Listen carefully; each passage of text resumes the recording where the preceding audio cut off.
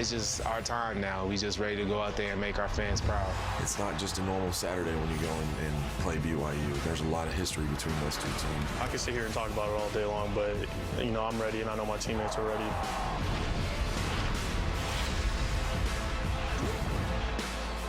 Rice-Eccles Stadium in Salt Lake City. Tonight is the 40th straight sellout for the Utah Utes. Perfect conditions, 82 degrees and sunny at kickoff time.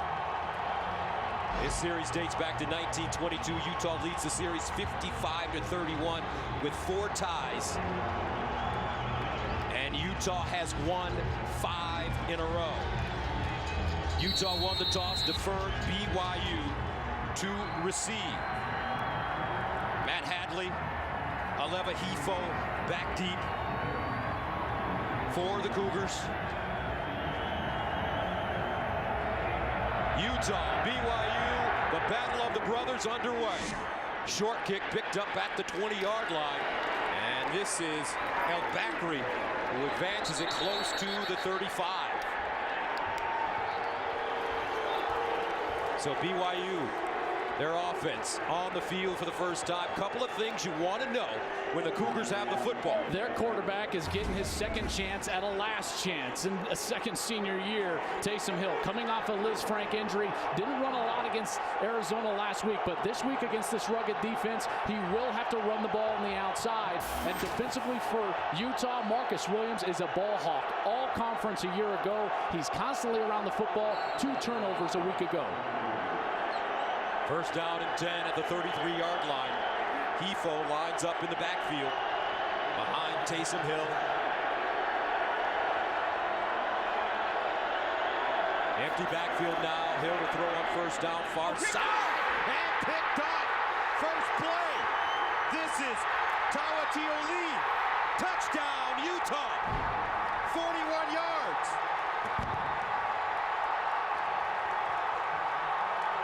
Sunia Tawatioli with the interception, return for the touchdown, and Utah on the board already.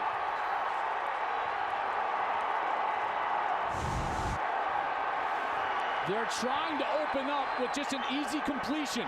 I love the call in the rivalry game, but that ball is way off of the frame of the wide receiver, Aleva Hifo, and Utah takes it in. Another interception for the Utah Utes. They were one of the best in the country a year ago.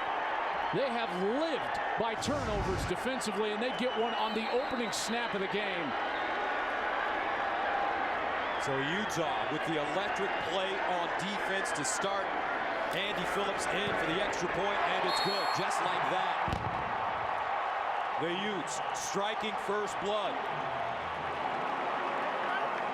And this has been the problem for this BYU team against Utah. Last year, when they faced each other in the Las Vegas Bowl, it was 5 turnovers on their first 5 drives.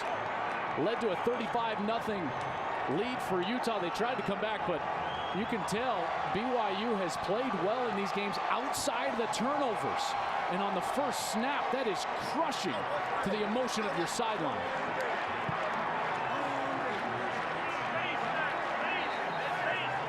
And Taysom Hill knows better than that. Gus, a veteran. This series discontinued a long-standing home-and-home series in 2013, but the two teams were paired in the 2015 Las Vegas Bowl, where Utah won a very strange 35-28 game. Utes forced 5 straight BYU turnovers and led 35-0 with 4.5 minutes still to play in the first quarter.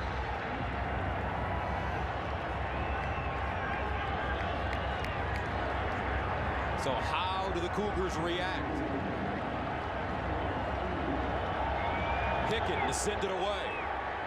And this one out of the end zone.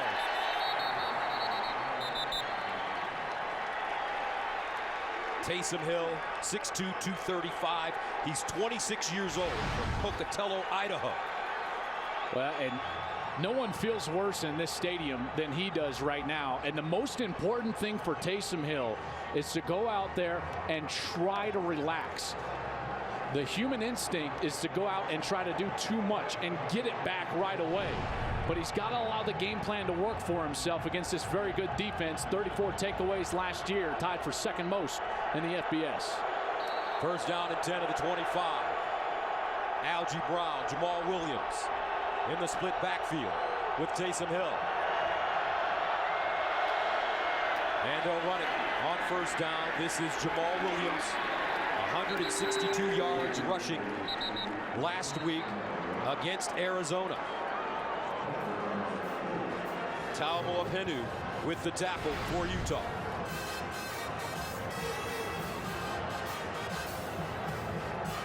Great way to go to try to calm down your offense and your quarterback. Give it to the guy who was so stable a week ago with close to 200 yards rushing. A gain of 3 on first down. Second down and 7. Williams splits into the slot at the bottom of your screen. Pearson in motion. Here's Hill to throw it. Drops it off in the flats. Ball caught out of bounds. Colby Pearson, the senior from Blackfoot, Idaho, with the reception, a 2-yard pickup. And here's a big opportunity. This is going to be the biggest throw for Taysom Hill since that opening one. We're going to see where his nerves are right away as the Utes try to get off the field. Third down 5 at the 30-yard line. Colby Pearson now, the receiver lining up in the backfield. Pistol formation.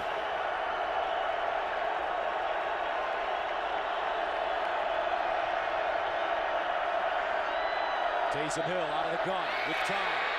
Over the middle and incomplete. 3 and out for Utah. Hunter Marshall, the intended receiver. And that'll bring on Johnny Linehan to punt it away. What you're going to see is they're going to actually drop some defensive linemen back into coverage, and that's going to confuse Taysom Hill. Right now, the open part of the field looks like it's over the middle, but then all of a sudden there's a linebacker, a defensive lineman dropped right in the lap of the wide receiver. Excellent call from Utah. So Johnny Linehan will punt it away from the 16. Booby Hobbs back deep at his own 25 for Utah. This one angled toward the far side. Hobbs from the 20. Tries to make the first man miss. Tackled by the second man. A 50-yard punt and a 1-yard return coming up. Troy Williams, the junior college transfer. Junior captain of the Utes, ready to take the field. These two teams first met in 1922. Utah dominated the series for almost 50 years, winning 37 of the first 47 matchups. Then, from 72 to 92, the Cougars went 19-2 against the Utes. Overall, Utah has won 61% of their meetings against BYU. Utah head coach Kyle Whittingham, a great linebacker for BYU. He got his undergraduate and master's degree from BYU, but he's all red, as he said to us in our meeting yesterday.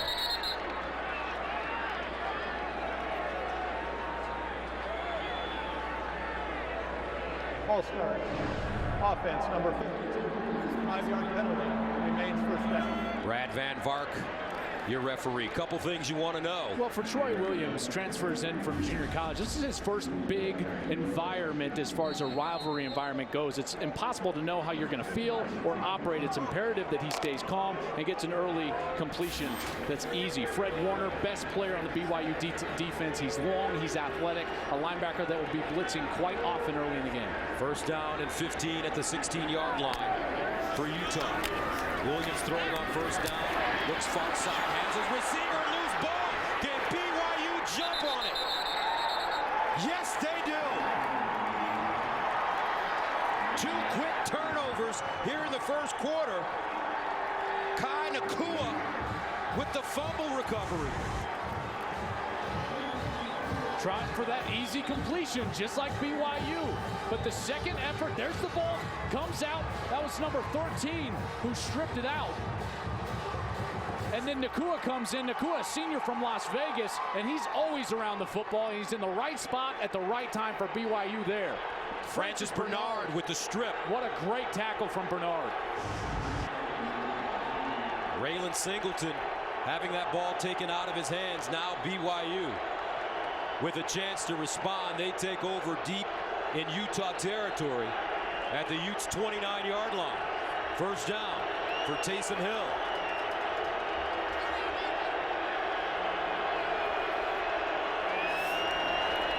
And Hill looks like a busted play. He'll eat it and be tackled for a loss.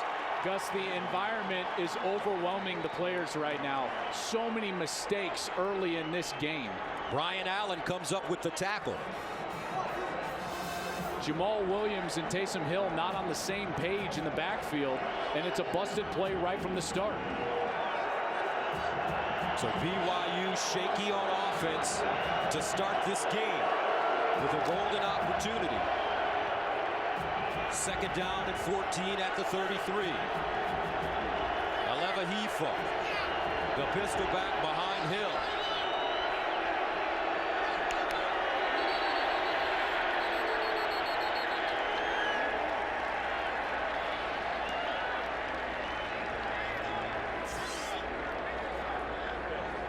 Prior to the flag for delay of game, BYU has called their first charge timeout of the half. It'll be a full timeout. Timeout. BYU will step away. Utes up 7-0.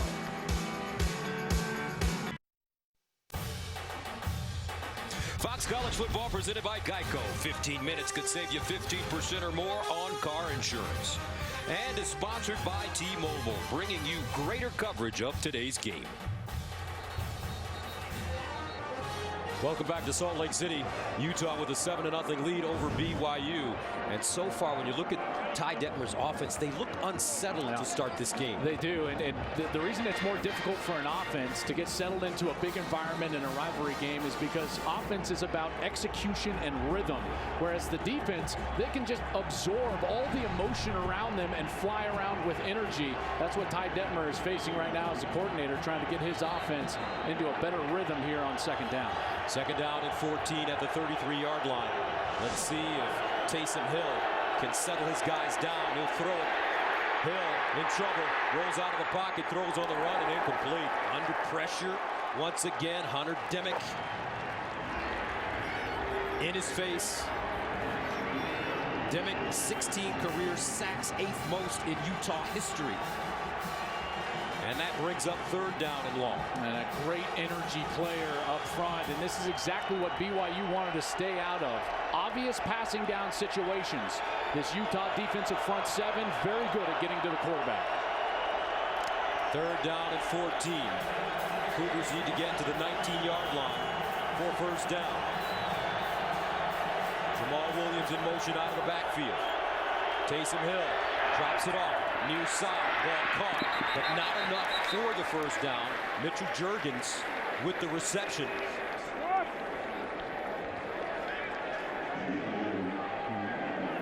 Really solid coverage from Justin Thomas. They love to play man coverage, Utah does. Thomas was following behind Juergens, was in perfect position to knock him out of bounds. So freshman walk-on Jake Oldroyd, who last week in his first career field goal attempt hit a 33-yard game winner. This one from 42 yards away. And they fake it out of the pocket. The ball thrown and complete. First down, BYU at the Utah 15. Corbin Kaufusi, the defensive end, rolls out as the tight end, number 90. He was on BYU's basketball team. His first year playing football. He's right on the right side of your screen. There he is. And he's just going to slip out onto the right flat and an easy completion for a first down. You got to love the aggressive nature for head coach Kalani Sitake. First year head coach, formerly a longtime assistant under Kyle Whittingham at Utah. And Whittingham hates what he sees. Steve Kaufusi, his dad is the defensive line coach for BYU. So first down and 10. Hill in trouble, stripped, and he'll pounce on the ball at the 30-yard line. Marcus Williams with pressure. Tamo Apinu in the backfield as well. They're so aggressive, and they get after the football so well. A year ago, 34 turnovers total. That was best in the Pac-12, second in the country. Whenever they've got you dead to rights, they're coming after that football. So a loss of 12 on the play. Second down and 22 at the 28-yard line. Jamal Williams running right, tries to cut it inside. And he'll get close to the 25. Chase Hansen with first contact. Gus, if I'm Ty Detmer here, I'm thinking about just giving it to Jamal Williams. Too much is going wrong right now when Taysom Hill has the ball in his hands, whether it's in the backfield with the zone read with the quarterback or even throwing it down the field. I think it might be time to play for a field goal attempt and hand it to Jamal Williams, number 21. Williams with 162 yards rushing last week against Arizona. Third down and 20. Ball at the 26. Hill to throw it. Looking in the corner and incomplete. Closest man to the football, Mitchell Juergens. So let's see if BYU will attempt the field goal. Yes, Oldroyd back on the field. I don't think they'll fake it this time. I don't think so, and I think Utah will definitely be prepared for it after the last attempt. A 43-yard attempt for Jake Oldroyd.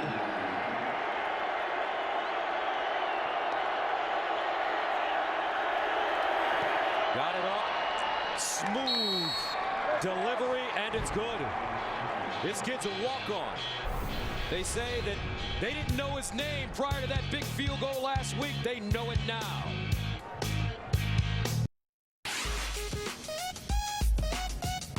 All right, here are the Go RVing sights and sounds from this beautiful campus here in Salt Lake City and the amazing atmosphere at Rice-Eccles Stadium. You ever been RVing, Joel? You know, I haven't. You know what I'd love to do is go RVing around to college games, atmospheres. I think that would be amazing. That would be amazing. Beautiful sight here at Rice-Eccles Stadium. Close to 50,000 in attendance. 40th straight sellout. And how about this young man, Oldroyd? Back-to-back field goals last week. It was a game winner against Arizona. Nails a 43-yarder. His mother, Jennifer, tweeted after he kicked the big field goal last week, "My son just made the game-winning field goal for BYU. P.S. I have other kids and I love them just as much." As Utah brings it up, and they'll be stopped inside the 15-yard line. Now let's go to Los Angeles for a game break. Here's Mike Hill. All right, guys, Oklahoma bouncing back after that loss against Houston last week, taking on Louisiana Monroe. It's Jarvis Baxter, or maybe we should call him Baxter Jarvis because he's going in reverse. 40 yards for the touchdown run. 28-0 Sooners in the second. Don't forget OU and Ohio State next week on Fox. But then again, Gus and Joel, it's hard for you guys to forget because you're calling the game. That's right. Good to hear your voice, Mike. Yes, we are. Looking forward to going down to Norman. But right now, Troy Williams, after the turnover, looking to get this Utah offense rolling. They'll hand it off to Joe Williams. And Pau, the middle linebacker, comes up with the stick. Which Pau? Goodness. This hit, Gus, was... it's like a stick of dynamite. Pau, they say, is like a missile. Great blitzer, downhill player. He met Joe Williams right at the line of scrimmage. 9 tackles a week ago, led the team. Quality player. A 3-yard pickup. Second down and 7 at the 17. Williams fires to the near side, and it's caught. Tyrone Smith with the reception. He gets out of bounds, but it's a first down for Utah. And Troy Williams, interesting story, transferred from the University of Washington. Then last year played at Santa Monica Junior College, threw for close to 3,000 yards and 31 touchdowns, and they love his leadership. Well, he came in and he was ready to be a leader, and that's why his teammates voted him a captain in his first season here for the Utah Utes. That tells me that he came in and he was a leader right from the get-go. First down and 10 to the 28. Play fake underneath. Ball caught And this time it's Harrison Handley, the tight end, as he crawls forward and picks up 8 yards. And Handley is their top returning receiver. They've got to replace their 3 top receivers from a year ago. Their quarterback, their running back, Devontae Booker. So lots of offense they're trying to replace right now and find a rhythm. They didn't have it last week against Southern Utah, and early they have the fumble, but here they're starting to establish on the second series. Devontae Booker now with the Denver Broncos. 2nd down and 2 at the 36. They'll hand it off to Williams straight ahead. And Williams coughed it up. 2nd time in 2 weeks that he's fumbled the football. And BYU says that they have it. And they do. Harvey Longy with an incredible hit. And Joe Williams once again with a fumble. Longy comes all the way over. He was lined up as the right defensive end, and he slides all the way down the line of scrimmage, and then he puts his helmet right on the football. This is textbook. Bang! See how he gets his helmet all the way down by the waistline, knocks the football out. And Joe Williams, who had 2 fumbles against Colorado late last year, now fumbles for the 2nd straight week in this season.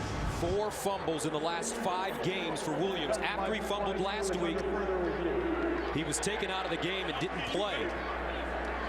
Let's see what Kyle Whittingham does now. This play under review. 3 turnovers, and we still have 7:57 remaining in the 1st quarter.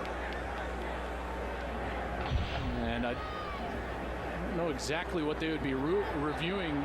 Maybe the recovery, because the ball is clearly out. No part of Joe Williams' body was close to being down. So long he's in the left side of your screen, number 21, and here he comes over. Ball's clearly out, but now they're going to take a look and see if there was a clean recovery. And it's not going to be on that angle, Gus. Ruling on the field is BYU football.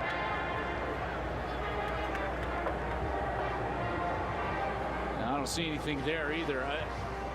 Williams had his hands on the ball, but he didn't possess it or control it in there. It wasn't close to his body. Mike Pereira, our rules analyst back in Los Angeles. Mike, I didn't see any clear. After further review, the ruling on the field stands as called. 1st down BYU. So 3 turnovers in the 1st quarter. Your thoughts, Michael? Yeah, Joel, exactly. You know, you've got the ability as a replay official to look to see if there is a clear recovery in the pile. You could give it to the other team. 38 got his hands on the ball, but it's just like catching of a pass. There has to be an element of time after you possess it. There wasn't that. So that's why they stayed with that call on the field. So let's see if BYU can pay it off. Thank you, Mike. 1st down and 10 for the Cougars.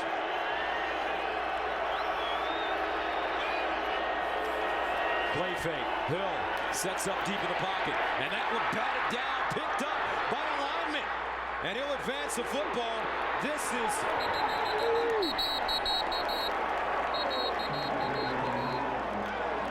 Lapuiho, number 73. There is a flag down. They try to half roll in the pocket here, and the ball just gets batted down by number 59. That's Pisani Tassini. And Lapuaho. Illegal block below the waist. Offense number 79. That 15-yard penalty will be administered from the spot of the foul. Was right spot, right time, and picked up some positive yards, but the call is in the left tackle, Andrew Idy, number 79. Tell you what, Lapuaho had some nice wheels for a man that's 6'7", 335 pounds. And some hands, the soft hands. Here's 79 right in the middle of your screen. And he's going to peel back, and he blocks a little below the waist. Boy, that's awful ticky-tack there. So the ball moved back to the BYU 48. Taysom Hill runs the football, tries to get outside, and is dragged down at the 45-yard line. Reginald Porter with the tackle for Utah. Utah's front seven is so fast. Part of it is they can play aggressive up front because they play a very aggressive style of man coverage in the secondary that allows their front seven to really get after the quarterback and stop the run. They've been doing it so far today. Gain of 2, 2nd down and 19 at the 46. Treneman in motion. He gets a football, gets outside, squares his shoulders. And Treneman knocked out of play by Marcus Williams. Treneman is a speedster, and they've tried to get him the ball in very different types of ways, but this is the key block right here. 87, Mitchell Juergens, he's the one that gets the block on the outside on Justin Thomas and allows Treneman the edge to pick up more yardage. That brings up 3rd down and 10 at the 37. BYU having a hard time moving the ball against this Utah defense. Taysom Hill underneath and caught. And that should be a 1st down. Mitchell Juergens finding a soft spot. And on 3rd down and 10, he gains 11. What I love here is that he was patient in the pocket. Speaking of Taysom Hill, he's patient. He's got his eyes all over him. And right at the throw, there he's going to look at his wide receiver, see the space on the outside, and then he delivers the ball on the outside for the completion and the conversion. Last week against Arizona, Hill, 21 of 29, 202 yards, a touchdown, no interceptions. 1st down and 10. Inside handoff of Bakri. And he'll be tackled for a loss. Tassini there for the Utes. And you always talk about this front seven with Utah. These kids are as tough as nails, yes, made out of concrete. And I tell you what, they take after the character of their head coach. That's the way Kyle Whittingham wants to build his team. He wants to forge his team off the defensive front seven, and they have been fantastic the last couple of years. Kyle doesn't like something. It looks like he might want to take a timeout. 2nd down and 8 at the 24 for BYU.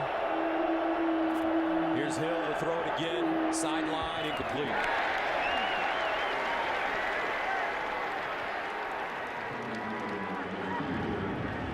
There's that man coverage. Reginald Porter draped all over the wide receivers. So difficult to find space or separation in the passing game. And now here Utah has another chance to get off the field. 3rd down and 8. BYU 1 of 4 on 3rd down conversions. 5:15 to play in the 1st quarter. The battle of the brothers. 46 miles separating these two schools. Empty backfield for Hill. He'll let it fly. Steps up, delivers, and incomplete. That one thrown high, intended for Mitchell Juergens. Looked like he was open. Marcus Williams covering. Well, I thought Taysom Hill had him here, but it was the drop of the linebacker. He had to throw it over the linebacker and high, and that's when Williams closes down and hits Juergens. That was legal. Excellent legal hit from Marcus Williams. Jake Oldroyd already good from 42 yards away. He's wearing his high school cleats. Good luck, he says. 2nd attempt today, and it's perfect. This young man is smooth. 7-6 Utah.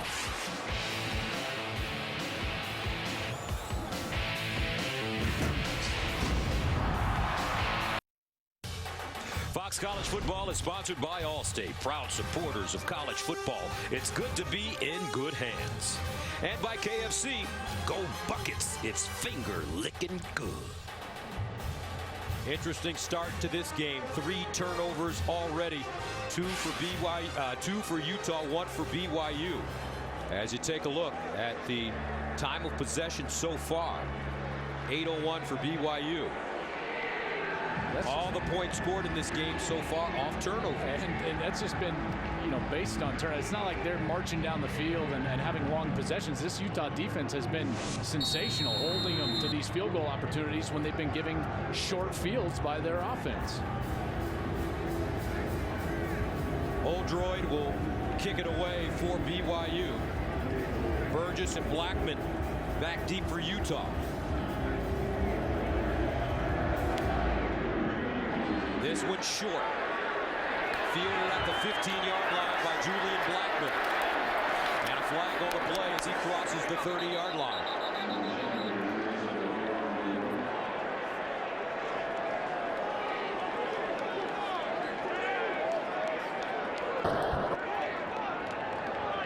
During the return, holding number 32 of the receiving team.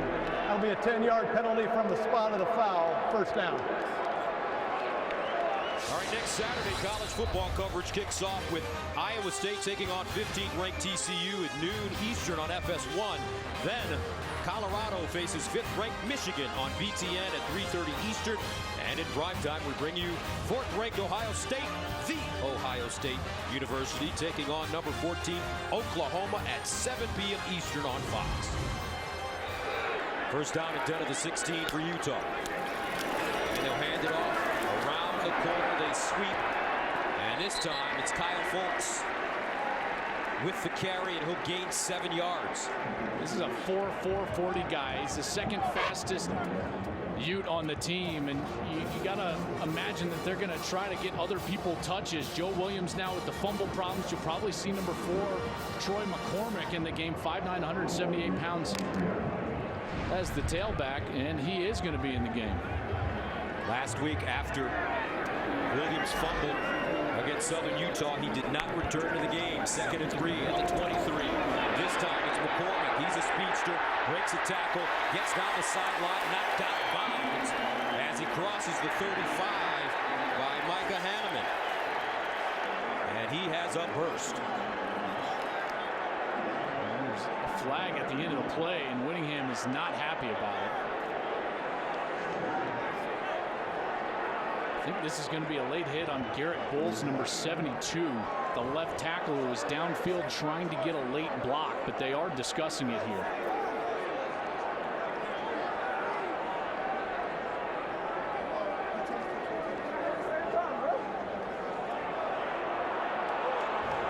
It was also close to the sidelines where the tackle actually occurred. After the play was over, unnecessary roughness, number 72 of the offense. That'll be a 15-yard penalty from the end of the run. 3rd down. There's Bowles. First down. First down. And he's blocking Harvey Longy, number 21, way down the field, and he got him a bit late. Bowles, a junior college transfer, was a first-team All-American, one of the best overall recruits out of the junior college ranks. Utah was very pleased to get him. Starter right away, but a big mistake there. So that'll make it first down and 10 at the 22 as Utah backs up. Troy McCormick still in the game at running back. They give it to him as he darts forward.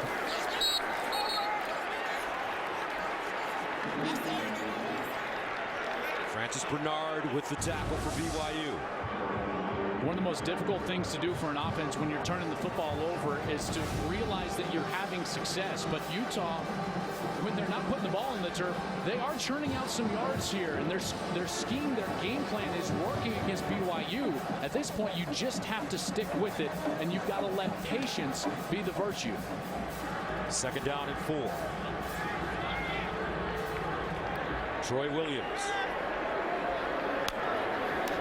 Folks in motion. Here's Williams to throw. And that one incomplete.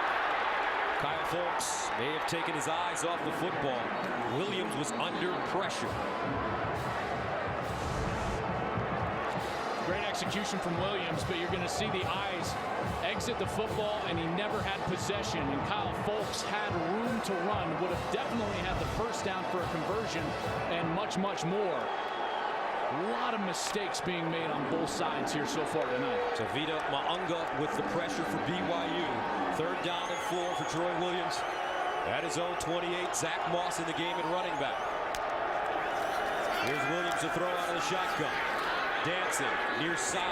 That ball caught Tim Patrick, but he's wrestled down inside the 20. Davis with the tackle, and that's a loss of 1. I love what Michael Davis does here. He's in man-to-man coverage against a very difficult receiver to cover. Tim Patrick is 6'5", has the advantage, but check out the coverage. First, it's aggressive, gets his hands on him, and then he stays with him, drives him back, And as Williams had to leave the pocket, Davis was right there for the tackle and gets himself and his defense off the field. So Mitch Wishnowski comes in to punt it away. He's a Ray Guy National Punter of the Week and Pac-12 special teamer. Average over 50 yards in their game against Southern Utah. And this time, BYU will start from their 19, a 53-yard punt. And a look at some of the headlines around the country. Wow. On FS1, Central Michigan stunned Oklahoma State on a game-winning Hail Mary with a lateral.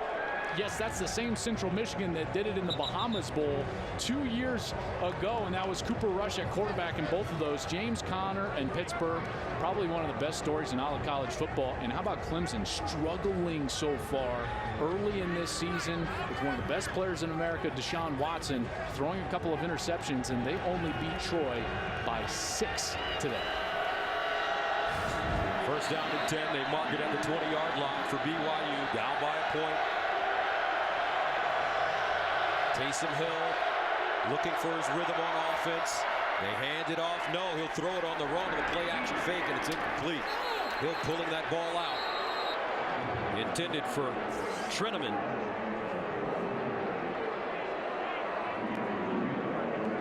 And there is a flag on the play.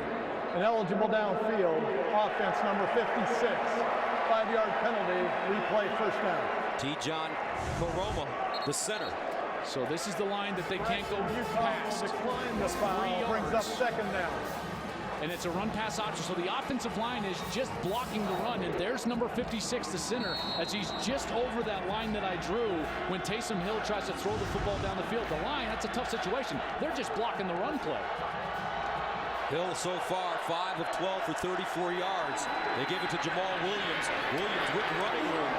And Williams spins forward and gains 7 yards on the play. Hansen with the tackle. I'm surprised with the sloppy nature of the game that Williams hasn't been featured more in this game plan, because he is clearly the one that can settle down this offense and get them into positions like this, which is a manageable third down opportunity. Ty Detmer in his first year as the offensive coordinator, was coaching high school football last year in Texas. Third down and 3 at the 27. Remember, Hill can run it. He'll fire to the far side. The ball caught. Pearson turns it up and picks up the first down as he gets to the 35. What a great move from Colby Pearson. Right when he catches the ball, he spins away from Sunia Tautioli, who had that pick 6 to start the game. What a great spin. That's great spatial awareness, Gus, knowing where the defender is, knowing where the space is, and they get a conversion. Pearson with 4 catches for 37 yards last week against Arizona, including a 6-yard touchdown. First and 10 at the 35. This time it's Algie Brown. And that play strung out nicely by the Utah defense. Chase Hansen, first man to him. You're going to hear broadcasters and talking heads like myself always talk about gap soundness. What that means is what you see right here. There's nowhere to go. Every single spot that there's supposed to be a lane for the running back, there's a Utah Ute defender. They're in perfect position. Great execution by the front 7 there from the Utah Utes. Second down and 13 at the 32.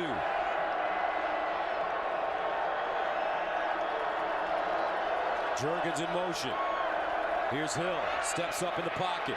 Wants to run it. Has a lane and a blocker. And he'll get out of bounds at the 41-yard line. Marcus Williams there to usher him out of bounds. He picks up 10 on second and 13. Man, that's the threat that I was speaking of earlier. He's going to need to be a threat on the outside running the football because of the man coverage down the field.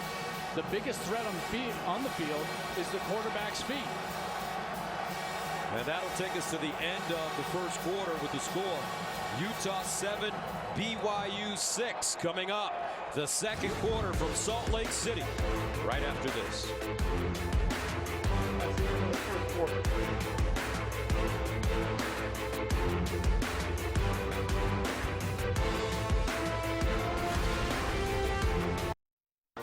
And welcome back to Fox College Football presented by Geico.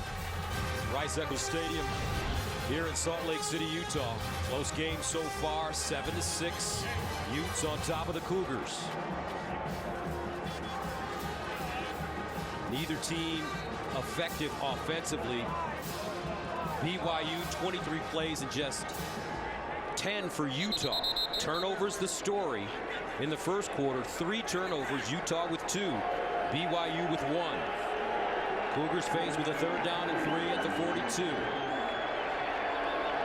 The first down here will be a good confidence booster for this BYU offense. Jamal Williams in the backfield.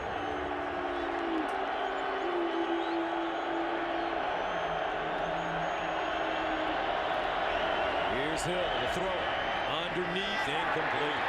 Juergens, that one in and out of his hands. And the Cougars will have to punt it away. When you get these short routes across the middle, as a quarterback, you have to frame the ball up. You can't make your wide receiver reach like that. The ball has to hit the wide receiver right in his frame, right in his chest. That way he can just curl around it, fall down for the first down. So far, Taysom Hill, even for a veteran player, has looked completely rattled in this big rivalry environment. Johnny Linehan will punt it away at the 28-yard line for BYU. Booby Hobbs back deep at the 15. Hobbs from the 15 steps it up, breaking tackles, and he'll get it all the way up to the 25. A 43-yard punt and a 10-yard return. Every week morning, Skip Bayless, Shannon Sharp go head-to-head on the day's hottest sports topics. Undisputed with Skip and Shannon weekdays at 9:30 a.m. Eastern, 6:30 a.m. Pacific, only on FS1. They had some stuff on Tim Tebow this week, playing baseball. I know you have an opinion about Tim Tebow playing baseball. As a former minor league baseball player, Joel Klatt, a professional baseball player. I do. I'm just going to stick to Utah and BYU for right now. First down and 10 at the 24 for Utah. Williams firing it deep down the field. And incomplete. Good coverage by the Cougars. That ball intended for Tyrone Smith, but right there, Michael Davis running stride for stride with him. And Michael Davis originally came to BYU as a wide receiver, but converted as a freshman. And you can tell he's got that wide receiver background, because as soon as he flips his head around in coverage, he's almost running the route for the wide receiver. Just terrific coverage so far in this game from number 15, Michael Davis. Davis with great size, too. He's 6'2". Close to 200 pounds. 2nd and 10 at the 24. Zach Moss in the game at running back. Play fake. Williams, quick shot underneath, and he's got his receiver at the 40-yard line. Moiahi, the backup tight end, senior, with the grab. Gain of 15. They're going to bring the pressure, and Troy Williams does a great job. Watch him just replace the blitz with the ball. That's just textbook quarterback play, an easy completion. He remains calm, and guess where that ball is? Right on the frame of the wide receiver. Excellent play. First down. Williams, play fake. Deep drop. Steps up. Fires and intercepted at midfield. McClure down the sideline. Hurdles. And out of bounds. A flag on the play, though.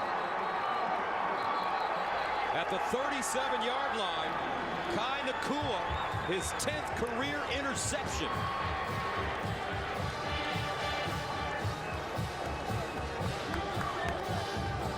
Flag occurred after the interception. It was on the return.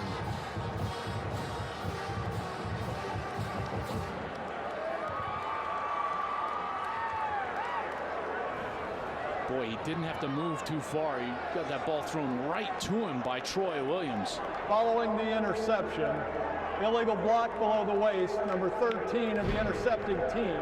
That'll be a 15-yard penalty. First down, BYU. That's Francis Bernard, but more importantly, Kai Nakua with his 10th career interception. He had one last week against Arizona. Back-to-back weeks with a pick. And he's just reading the eyes. He settles down perfectly, and he just waits for the route to fall in his lap. That's exactly what you're supposed to do. There's man coverage being played on the outside, and he just settles off when he didn't have a man to cover and reads the quarterback. And then on the return, here's the block late. There's number 13 as he goes down low. That's Francis Bernard, the sophomore from Harriman, Utah. And that'll bring it all the way to the other side of the 50 for BYU's offense. And how often do you see a Kyle Whittingham team turn the ball over 3 times? And they've turned it over 3 times in the first half. You know, they struggled more than usual a year ago with 21 turnovers on the course of the year. But what's so strange is that they're never losing the battle of the turnover. And as evidence, their defense was one of the best in the country last year with 34. And you can tell how frustrated Kyle Whittingham is with the turnovers he's seen from his team tonight. Special teams and ball security, the most important thing when you talk to Coach Kyle. Now let's go downstairs to Shannon. Well, you know, Troy Williams is one of the captains of this team because of his leadership qualities. Right now, just sitting on the sidelines, you can tell that this game is starting to wear on the young quarterback. A lot of the guys coming around trying to encourage him, but just sitting there on the headsets with his offensive coordinator. And when we spoke to the BYU coaches yesterday, they felt that they could rattle Troy Williams. And they felt that because of the film. Last week against Southern Utah, in his first start for Utah, he was watching the rush at times and not keeping his eyes down the field. There was a little bit of pressure on that last snap. It's exactly what Kalani Sitake wanted to do with this defense, and you got to credit this game plan from Elisa Tuiaki, who's been with Kalani for quite some time. Now his first chance as a defensive coordinator, and he gets it at BYU. And Coach Sitake, very interesting. He's a first-year head coach. He hired a first-year offensive coordinator and a first-year defensive coordinator. And all of them, when we talked to them yesterday, talked about Ed Lamb being the glue of the coaching staff. Ed Lamb is a former head coach, former defensive coordinator. He was a head coach at Southern Utah, and that's the brilliance of Kalani Sitake. He knows he wants these young, bright minds like Ty Detmer and Tuiaki as coordinators, but he also has the veteran presence of Ed Lamb, who they all complimented and talked about at length yesterday as someone that they continually bounce things off of. Ed Lamb quoted in terms of this game saying it's not just another game, it means everything for recruiting purposes. The closer you are to your opponent, the more intensity there is. First down and 10 at the 47. Let's see if they start to give the ball to Jamal Williams. They need to. And they do. Williams running straight ahead. And he'll get to midfield. So far, Williams with only 4 carries in this game. He has 15 yards. Tassini with the tackle for Utah. And it also takes the crowd out of it. You know, when you're just running the football like that, it takes the energy out of the building a little bit, and that's what BYU needs right now. Jamal Williams, an interesting story. And we'll get to that momentarily. Second down and 7 at midfield. Here's Hill. Steps into his throw, and he has Jurgens at the Utah 45.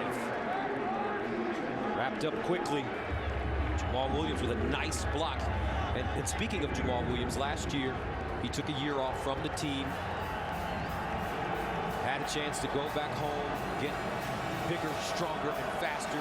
Retooled his attitude, and he's really been given a lot of credit by his coaches. More grateful for the opportunity that he has here with BYU right now, and he's proving it on the field. Third down and 2 at the 45.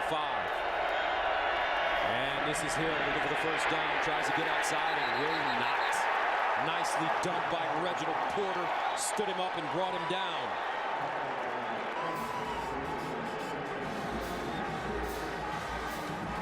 This defense so difficult to run against.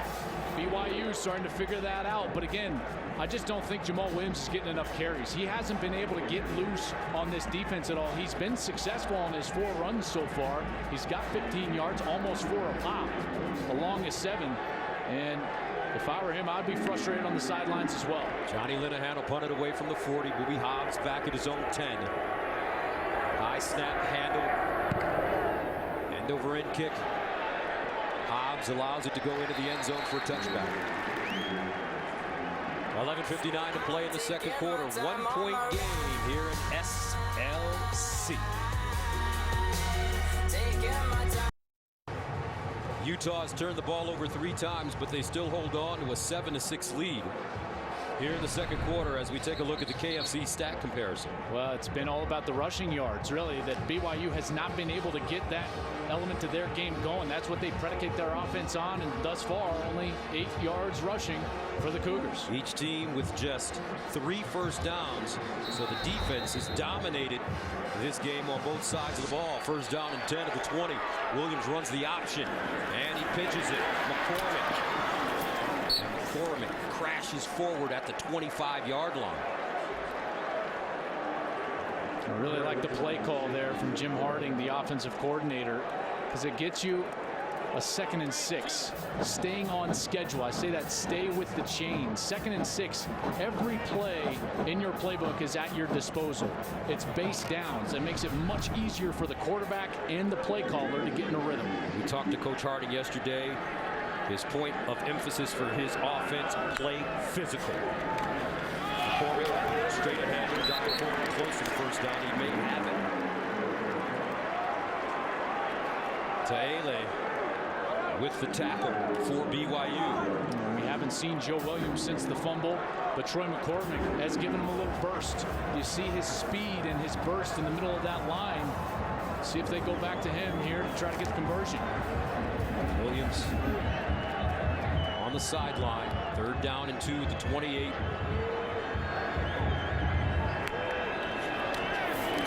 a handoff to McCormick, and he'll drive forward to get the first down.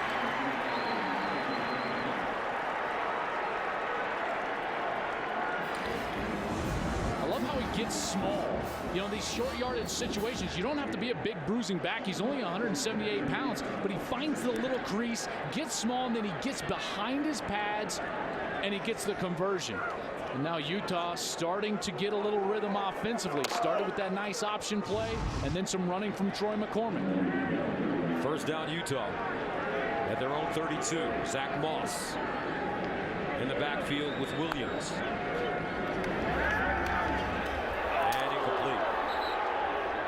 Intended for Fultz. That one thrown a tad high. Just such an interesting look defensively. There were no down linemen for BYU. Everybody was standing up, milling around, trying to make it difficult for this Utah offensive line, which is very experienced. But I love that scheme right there. All those big guys just standing around. You had no idea where they were going. Elisa Tuiaki, the defensive coordinator, with an excellent plan so far. 2nd down and 10. Williams scrambles out of the pocket, throws on the run across the middle, and caught. Tyrone Smith out of bounds inside the BYU 20. That's a gain of 48. There he keeps his eyes down the field. Troy Williams breaks contain, and then he's going to find 21. Tyrone Smith gets great separation. The BYU defender slips just a little bit and allows for great open field running. Austin McChesney, the freshman, was in coverage number 27, and his slip is what allowed such great space for Utah. And Troy Williams is pumped up. 3 catches for 31 yards last week against Southern Utah for Tyrone Smith. He's on the sideline right now. First down and 10. Play fake. Williams drops it off in the flats. And this time it's Damari Simpkins, the freshman, with the reception. A gain of 1. Smith being worked on. 2 catches, 60 yards so far. He just went down awkwardly on that tackle by Austin McChesney. Let's see if he can get back in this ball game. Excellent game so far, but Williams now is the quarterback in this game that has found his rhythm first, driving the Utes here. 2nd down and 9 at the BYU 18. Here's Williams. Steps up. He's got good wheels. Spins down at the 12. Francis Bernard with the tackle. BYU is actually going to get caught. Their defensive line is going to be in a twist, and the called design run fits perfectly. It opens up, there's no linebackers there, and he's able to squeeze down and create this shorter third down opportunity. This is exactly where you want to be, because 3rd and 3 is perfect for this offense. As you take a look at the numbers for Troy Williams. 3rd down, 3 at the 12. Utah, 2 of 8 on 3rd down conversions. They run the option near side. Williams keeps it, picking his way forward. He'll get to the 5. More importantly, he picks up a first, a 6-yard gain.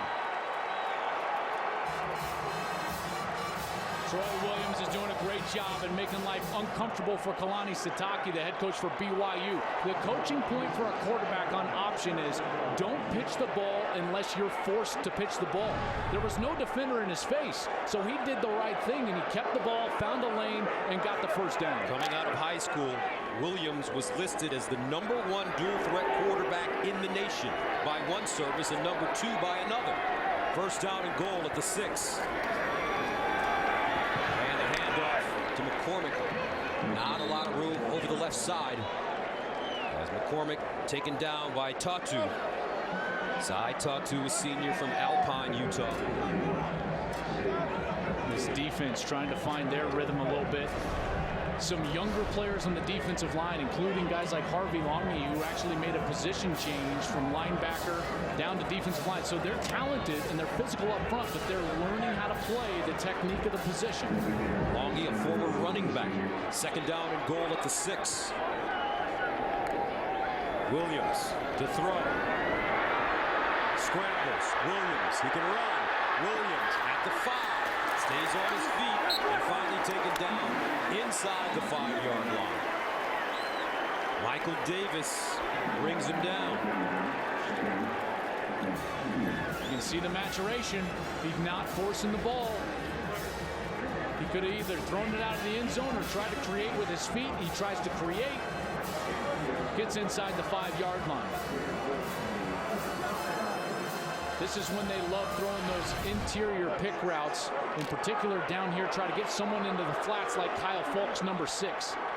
11th play of the drive that started at the 20-yard line for Utah. 3rd down and goal at the 4. Williams bounces it outside again. Buying time. Williams in the end zone. Intercepted again. Guess who? Kai Nakua with the 2nd pick of the game. 3rd in 2 weeks. 4 turnovers for Utah in the 1st half. He didn't force it on 2nd down. He forced it on 3rd down. And Troy Williams pays the price.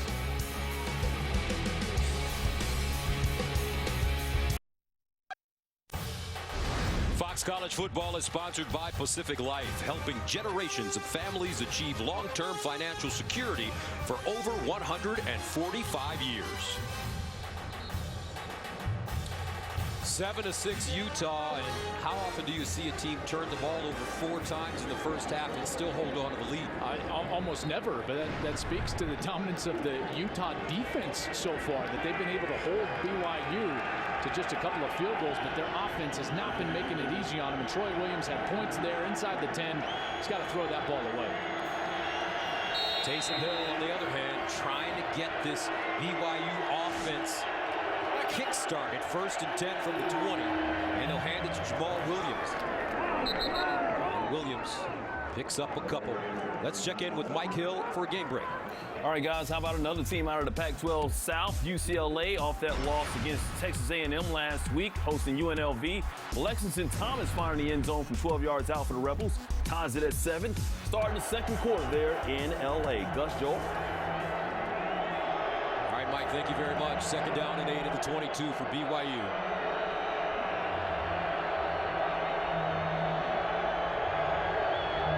Hill, the throw underneath, and this ball is caught. And this time, Laulu Potutau with the reception. And he'll pick up 16 yards.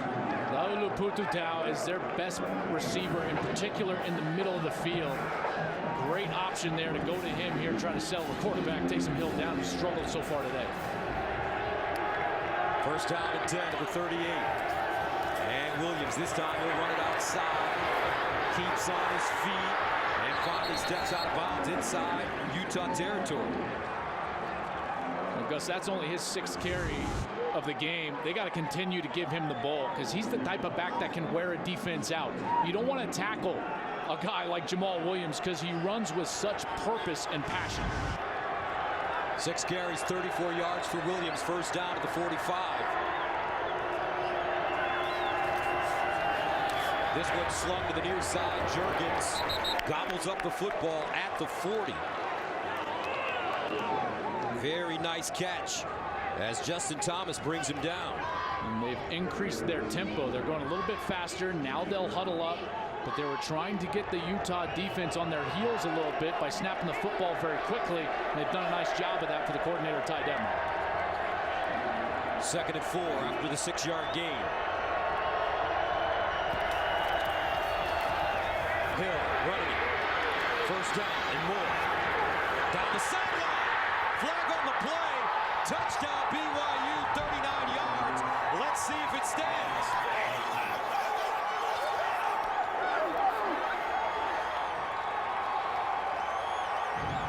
And it will. No flag.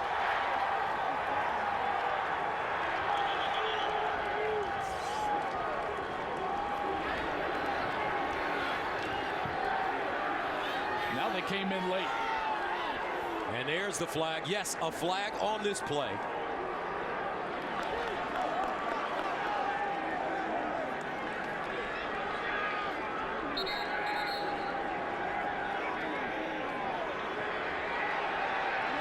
They're going to ask the Utah bench because this was a celebration issue. This was after the touchdown while BYU was celebrating on the way to the bench.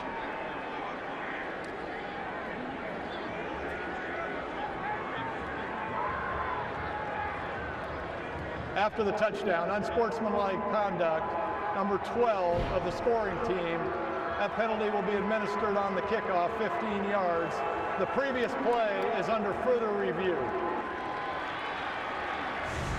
Well, here's the zone read, and they're just going to put Taumoi Pinu, number 50, the defensive end, in a bind, and he squeezes down ever so slightly, and Taysom Hill has the athleticism to get all the way outside and beat him to the corner. What they're going to review is if he stayed in bounds right there with the left foot and then the right as he was trying to tiptoe down the sidelines on his way to the end zone. Can't tell from that angle. Right there, you never know. So difficult. On the far sideline, this will be a much better look. That looks in. That looks out. It does, doesn't it? Yes, it does. Boy, but that's close. Can you really tell, though? Ruling on the field is a touchdown. I thought his left foot was in, and then that right foot right there. Gus, I don't think that they can overturn it. That one's in. Oh, it's in. That should stand. Some fancy footwork for Taysom Hill.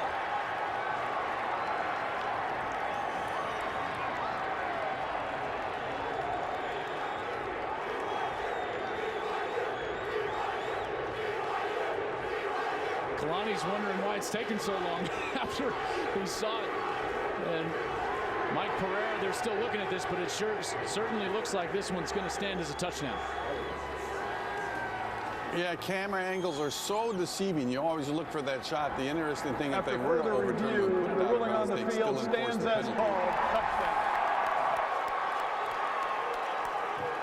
And that's exactly what you got there, guys. You had the shot down the line, that last shot that you showed from the outside a little bit that showed that the foot was not down out of bounds, or certainly it wasn't clear that it was out of bounds, and that's why it stood.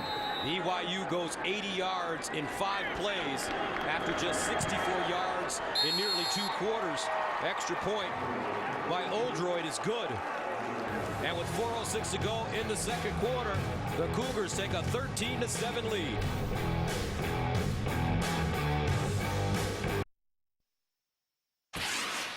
Coming Coming your way on the State Farm at halftime, the sight, sounds, and fallout from the surreal finish in Stillwater. Can UCLA bounce back for their first win? And number 15 TCU has some issues at quarterback. Gus Joel, and see you at the break. All right, thank you very much. 13-7, Utah at one time leading at 7-6, but they've turned the ball over 4 times, and BYU finally making them pay. And as for Taysom Hill, he leads all active FBS quarterbacks in rushing coming into this game with 2,249 yards. Hill with 39 yards rushing in this game. With that big TD, now Troy Williams will be called upon after throwing 2 interceptions in the first half to step up his play. And we've seen Taysom Hill make mistakes and calm himself down and lead his team down for a score. And we'll see if Troy Williams can do the same on this series. The best thing you can do, be yourself. Step in the huddle like you always do on every single series. Corey Edwards descended away. Burgess and Blackman back deep. And Utah starts from the 12. Terrell Burgess. And fumble. But Utah covers it up.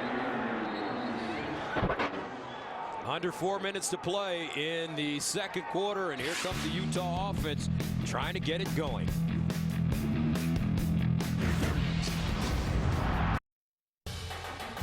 Fox College Football sponsored by Progressive, making it easy to bundle your home and car insurance. And by Verizon, welcome to Verizon LTE Advanced, the next-gen network. 13-7 BYU. Cougars have forced 4 turnovers, and this is the first time Utah has had 4 turnovers in a game since 2013 at USC. And Tyrone Smith being walked back into the locker room.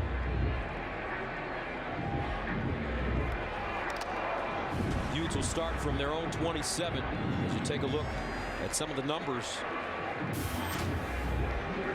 Troy Williams has thrown 2 interceptions here in the first half. Troy McCormick getting the bulk of the carries, and Tyrone Smith, who's headed into the locker room, has had the biggest first half of any of the pass catchers so far. First down and 10 at the 27. McCormick with daylight. McCormick trying to get outside and has to be tackled from behind at the 42-yard line by Fred Warner. A 14-yard gain. Really love his burst. He's got good speed through the line of scrimmage. Missed the entire season with an injury a year ago, but you know that speed, it's not just quickness. He runs a 4.4. I mean, he can flat get after it. And this is a guy that's going to get the bulk of the carries. Last week, Joe Williams fumbled, was benched the rest of the game. Troy McCormick got the bulk of the carries. It's happening again. 110 all-purpose yards against Southern Utah for Troy McCormick. First and 10 at the 41. This time it's Fultz. And he gets clobbered as he crosses the line of scrimmage. Some hard hitting going on. Pau, the middle linebacker, with the tackle. That's the second time we've seen Pau come up and just lay the lumber. I mean, this guy hits. You've heard, you love boxing, right? Yes, I do. Guy with heavy hands. Joe Frazier. Butch Powell has a heavy head. I mean, he comes up, I mean, it's like, pow! It's like his helmet is full of cement. Well, you can't tackle with his head. That would be targeting. Don't get me started on that. This is football, baby. Second down and 6 at the 45. McCormick, first down and more. I'll tell you what, this kid has some natural giddy-up to him. I like his vision as well. Finds the space on the right side. This line starting to really gel now. They did not think that the offensive line played well last week. In fact, they were all over him all week. They made him practice full speed 4 times.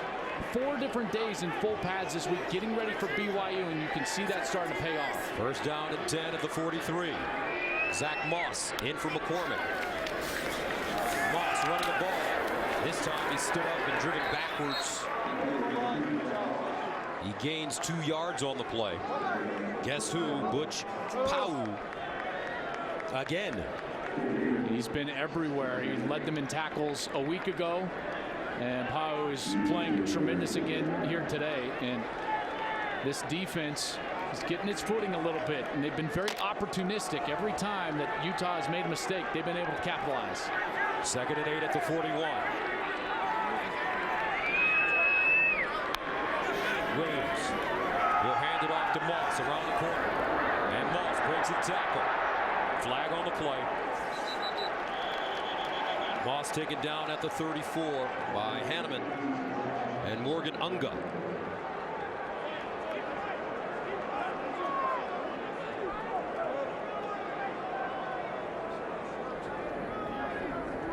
Holding, offense number 24, 10-yard penalty, replay second down. It's Kenrick Young, number 24, who's come in now because Tyrone Smith has had to go. And he's just at the bottom of your screen, on the left bottom, and there's the hold. You can see clearly got a grasp of the jersey of the BYU player. That's number 5, Diane Lake, true freshman from Layton, Utah. Utah continues to hurt themselves with mistakes. Self-inflicted wounds. Second down and 12 at the 45. Williams to throw this time. Quick strike, and he has his tight end, Harrison Handley, the junior from Sandy, Utah. And he'll pick up 12 yards.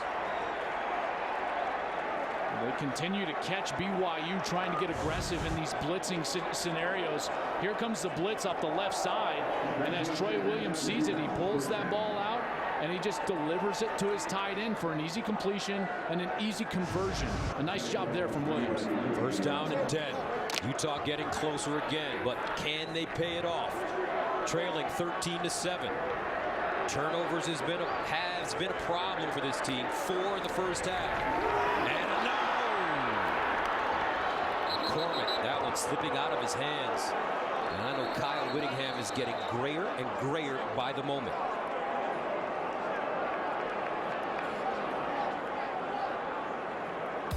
Utes call a timeout.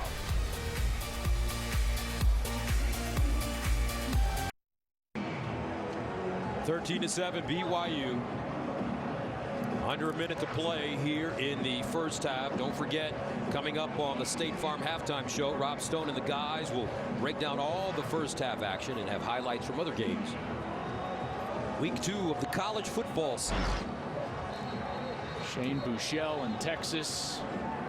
How about that game last week against Notre Dame? What a win for Charlie Strong and company. Gus, 4 freshman quarterbacks beat ranked opponents in the first week of the season last week. Buechele was one of them.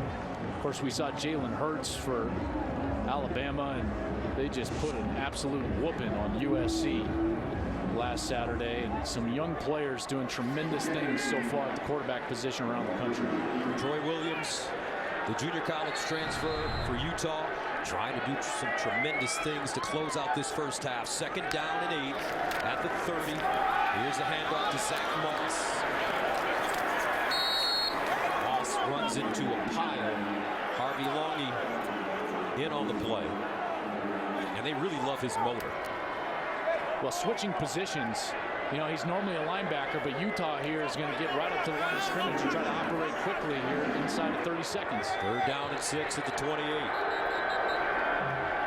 And a timeout called by the Cougars. 29 seconds to play in the first half. Back to Salt Lake City right after this. 29 seconds to play in the first half. BYU holding on to a 13-7 lead. This game has been a turnover game for Utah so far. As we mentioned, 4 turnovers. Because of that, in this situation, they're getting set for about a 3rd and 6. And with Andy Phillips as their kicker, who's been very good for the last few years. Remember, former U.S. ski team member and a guy that's been terrific for Kyle Whittingham. They're in field goal range. It's important that that was communicated to Troy Williams as he now comes out on to the field, because he cannot put the ball in harm's way.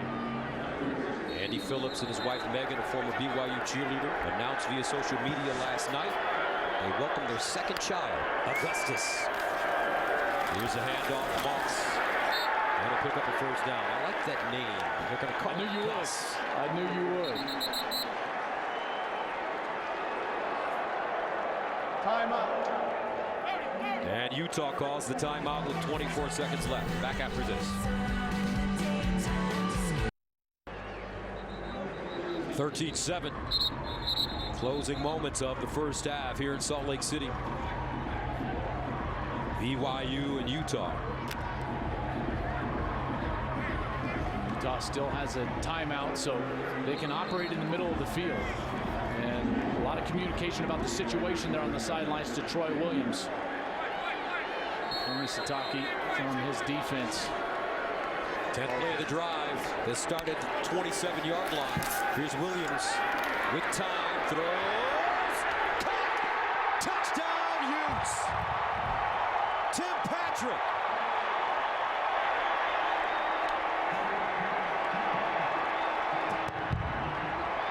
And Troy Williams threw a frozen rope.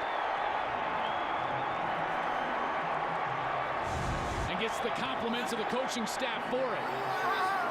You could tell after the timeout, you knew that they were going to want to take a shot with one timeout left. They were in field goal range and on the money for a touchdown to their big wide receiver, Tim Patrick. Extra point up and good. Just like that, Utah reclaims the lead. Troy Williams finding Tim Patrick.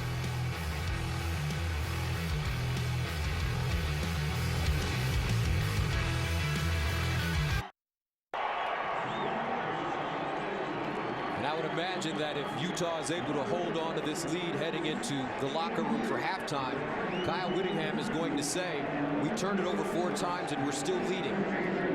No question that's going to be the message. But a great comeback series there from Troy Williams after throwing the interception on the previous drive inside the 10-yard line. That can be so demoralizing, and it just shows you that maturity that we spoke of earlier. He bounces right back and leads his team down for a touchdown. Utah sending it away deep into the end zone. Hadley will take a knee.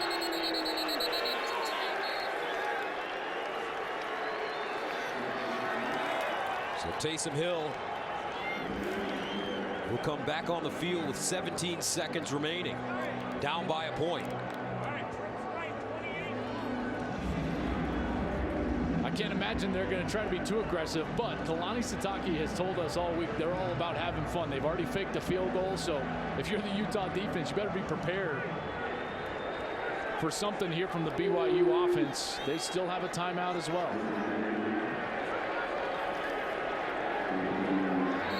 Cougars start at the 25.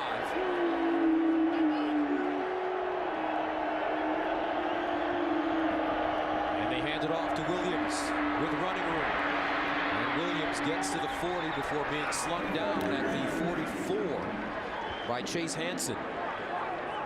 You got to come up, spike the football. Don't waste your timeout once the clock starts running so that you can get the ball down the field.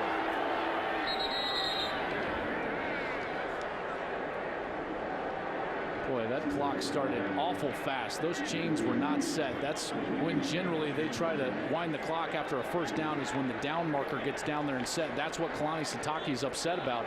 He was trying to save that timeout so that they could take one chance and get a timeout before potentially attempting a field goal.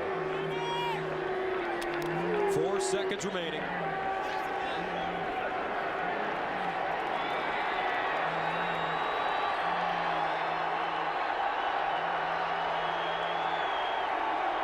Hill in the shotgun. We'll let it fly over the middle. And ball complete at the 45, but that'll take us to the end of the first half. And if you're a Utah Ute, wasn't the best first half. However, they head into the locker room with the lead. Utah is 61-2 when leading at the half since 2007, the best record in the nation. 14-13. Our halftime score from Salt Lake City. Let's check in with Shannon. Coach Whittingham going into the locker room with at least a positive spot on this first half. What concerns you most about what you've seen so far, though? We can't hang on to the football. We're throwing interceptions. We put it on the ground probably 7 times, and that's the whole key. To be up by 1 after turning it over 4 times is miraculous. Credit to our defense. The guys knew you would have something to say about that, but I want to talk about your quarterback real quick. What do you think about some of the decisions that he's made? Well, we got to take care of the ball, particularly in the red zone. Cannot turn it over in the red zone. That was absolutely critical. Thanks so much, Coach. Halftime here at Rice-Eccles Stadium with the score Utah 14, BYU 13. Right now, let's send you to Rob Stone in the studio. Chris Joel, thank you. We welcome you to the State Farm FS1 College Football Halftime Show. Rob, Robert, Matt in studio with you. Turnovers, they've long been one of the defining characteristics of this very heated rivalry, and it's playing a big part again tonight. The State Farm right combination highlight, it zeroes in on that very theme, Robert. Yeah, and this changes a trend that we've seen recently. Troy Williams, you can see right here, a nice throw for the touchdown at the end of the game. But as like Matt knows, playing quarterback at the highest level is like playing golf at the highest level. It's not how good you are at your best, it's how bad you are at your worst. Sometimes it defines you. And you see Troy Williams right here throwing off of his back foot into triple coverage, really inexplicable decision. And the other interception was even worse. You're down at the goal line, you have an opportunity to score some points instead of throwing it away. Once again, throws it into coverage like that. Hopefully in the second half, more of what we saw in that first play instead of the last two. Yeah, and he put his defense in some difficult situations, but I thought Utah's defensive game plan, they executed perfectly. They forced BYU to be one-dimensional and throw the football. They shut down the run. I think we're going to see that more in the second half. For BYU offensively, I was really shocked to see Jamal Williams not getting more carries. Yeah. He finished the first half with just 7 carries. He had 29 attempts last week against Arizona. He's the workhorse. So I think for them in the second half to really get the run game going and loosen up that Utah defense, so they're going to have a chance to move the ball more. These two teams combining for 20 points off of turnovers so far. Coming up next, highlights from the play and finish of the year so far. Oklahoma State's heartbreaking loss to Central Michigan and why the play should never have happened.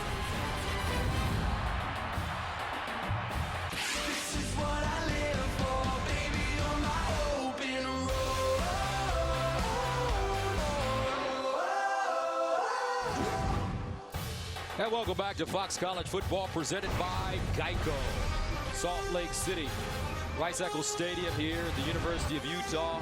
We're ready for the second half with the Utes on top of the Cougars 14-13.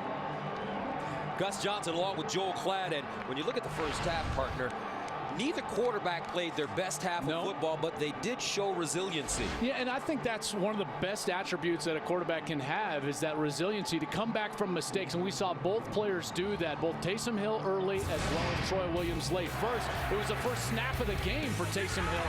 He throws an interception that goes all the way back for 6 points for Utah, but he settled down. He got his team into the end zone with a beautiful run down the sideline, calmed himself down 10 of 18 for 79 yards. Troy Williams, it was a different story. They couldn't get themselves going because of fumbles, and when they did, he threw an interception in the red zone, demoralizing for your offense. But his very next series comes right back, throws the strike for a touchdown to Tim Patrick. So both of these players seem to be playing their best football now as we're entering the third quarter. So Utah, after scoring the touchdown late in the second quarter, will get the ball to start the second half. What do you expect to see from them? The biggest story concerning the Utes in the first half, as Kyle Whittingham said, they couldn't take care of the football. 4 turnovers in the first half. The things that worked for Utah in the first half. First and foremost, Troy McCormick running the football. He didn't lay it on the turf, and he had good bursts through the line of scrimmage. And then the short passing for Troy Williams over the middle, using the tight ends and the slot backs. I expect that's where they're going to attack BYU early in this third quarter. So Utah to receive. Burgess and Blackman back deep. And actually, this is Booby Hobbs bringing it out of the end zone. And Hobbs gets up to the 14-yard line. So Troy Williams back on the field. Let's go downstairs to Shannon. Well, guys, Kalani Sitake is one of the most positive people that you will ever meet, and that positivity continued. I just asked him why they really weren't able to develop a rhythm in their offense, and he said, hey, listen, Utah's a great defense. It's a long game, though, very positive. He wouldn't tell me exactly what adjustments are going to make offensively, but hey, guys, hold on, because he said, be ready for anything. We saw that fake field goal. He said, we want to win the game, and we'll do whatever it takes, so there might be something up their sleeve. All right, thank you very much. First down and 10 at the 14. And he'll hand it off on first down to Troy McCormick. Leans forward. McCormick getting a lot of action in the first half after Joe Williams fumbled the football. We haven't seen him back in the game since the fumble. And it wasn't just tonight. He fumbled last week against Southern Utah and 2 fumbles late last year in their last regular season game against Colorado. And Dennis Erickson, their running backs coach, is going with Troy McCormick, who has not put the ball on the turf thus far. 2nd down and 7. Opening drive of the second half for Utah. And Williams breaks the tackle, tries to get outside on the run. And he'll be lucky to get back to the line of scrimmage. He gets drilled and a flag on the play. Palu again, this time will be flagged for the late hit. And this is when the aggressive nature comes back to haunt you. Now, they're going to talk about whether Troy Williams was out of bounds or not, but it certainly looked live, Gus, like a flag should be thrown. That was my hunch up here in the booth, but it's not clear. There is no foul for unnecessary roughness. He hadn't gone out of bounds yet. He's very close, and he's around his wide receiver, who is getting a block for him out on the outside. But if you watch, he hadn't stepped out yet. That's a legal hit, and an excellent job by the officials to converse and pick that one up. Which Palu has delivered a number of crushing hits in this game.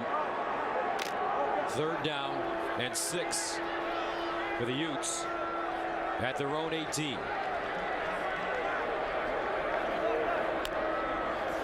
Williams over the middle and incomplete. That one just dropped by Tyrone Smith, who had a big first half. Went out with what looked like a shoulder injury, but he's back in the game. But now he's favoring that shoulder again. And that's a new brace. We didn't see that brace on his arm. That's a shoulder brace that you see. And that's where he takes a hit kind of late, unable to hang on to it. There's Palu again, who hits him, squeezes that left arm next to his body. Juergens back deep for BYU. He backpedals, fields it at the 15-yard line. Looking for a hole and gets up to the 25. Make it the 26 before being taken down. A 64-yard punt and a 6-yard return. So Kyle Whittingham wants to see his team take care of the football. He credited his defense with keeping him in this game in the first half. And they did that. However, late in the second quarter, I thought the adjustment to go to Jamal Williams, as we see the offensive leaders, Taysom Hill throwing the ball, of course, and then Jamal Williams, 7 rushes, 51 yards, but quietly, he got loose a little bit late, Gus. I expect him to go right to number 21 and go to him often in this third quarter. First down, BYU at the 26. Williams, no room on the left side as he goes backwards. Lolo Tulele, the all Pac-12 selection with the hit. This is what makes him such a great player. Watch the strength. Lowell's going to take on a double team, and he doesn't even move. He's got 2 guys trying to block him. One's going up to get a linebacker, but he stuffs the hole, and then he's able to make the tackle. An excellent play there from his defensive line position. 2nd and 10.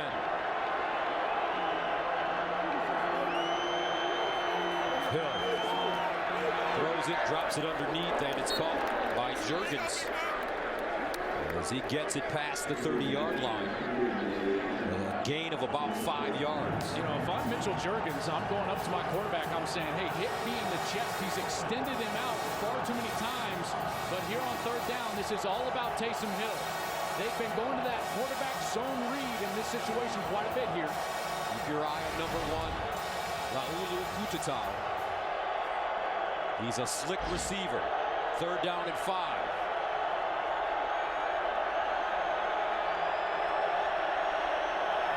Here's Hill, steps up, finds a gap, picks up the first down and more as he gets out of bounds at the 45. A 14-yard gain. There was some confusion here in the back end. No eyes on the quarterback at the snap. And then as you're going to see with the man coverage, they run and split, and it's like the Red Sea opens up for Taysom Hill. Great decision from Hill to step up in the pocket and then take off for the first down. Cougars were 7 of 15 on 3rd downs last week versus Arizona. Hill himself converting 3 of 7. First down at the 45. A handoff to Williams. Stacked up. Shows some leg drive and picks up a yard. But the traditional run game, you know, just the straight tailback with the tight end, it's so difficult to run against this Utah defense. The success that they've had is when they've spread them out and they have 4 wide receivers in the game and they get those linebackers out of the run box and then give the ball to Jamal Williams. No 100-yard rusher allowed in the last 16 games for the Utah defense. 2nd and 9 at the 46.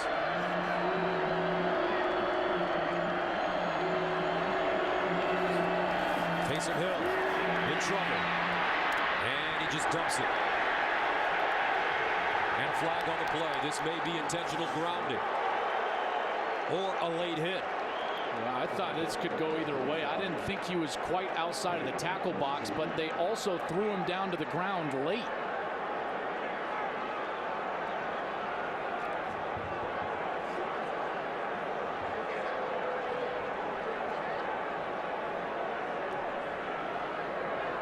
Personal foul, unnecessary roughness, number 45 of the defense, 15 yards, automatic first down. That's Filippo Mokofisi.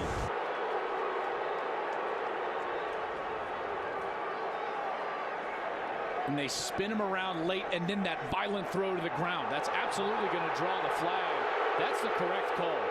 Listen, I know that this is a rough game, but that is late. And it's an aggressive throw to the ground. That's what they should be doing. And I know Kyle Whittingham doesn't like it, but an excellent job by the officials there. So because of the penalty, first down BYU, as you take a look at the penalty numbers for both teams. BYU at the Utah 39-yard line. Williams outside with room. And another flag.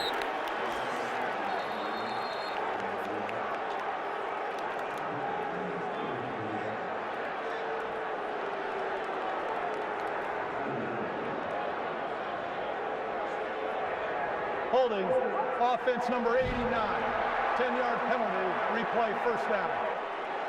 They get Tanner Baldering.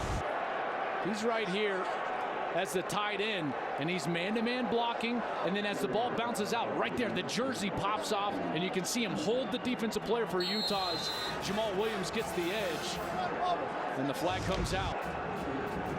That's one of the toughest things to do as a tight end because you don't realize the ball's going to bounce outside, but you got to keep your hands inside. So they move it back to the 49, first down and 20. Algie Brown in the game at tailback for BYU. Hill looking, still looking, now runs it. Knocked out of bounds by Brian Allen.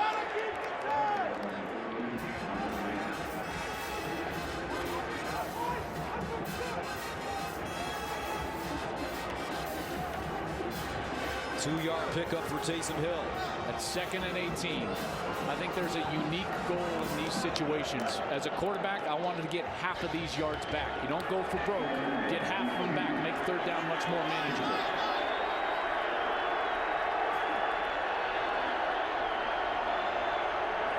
Here's Hill. All day to throw the football. Great protection. That ball deflected at the line of scrimmage, incomplete. Nick Kurtz, closest man to the football. And that'll bring up third down and long. I think that was 45. Filippo Mokofisi at the top just gets his fingertip on that football.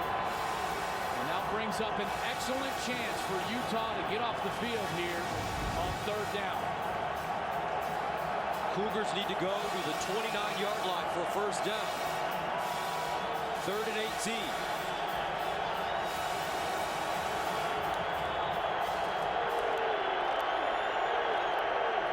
Here's Hill. Scrambling. Gets it away, but not enough.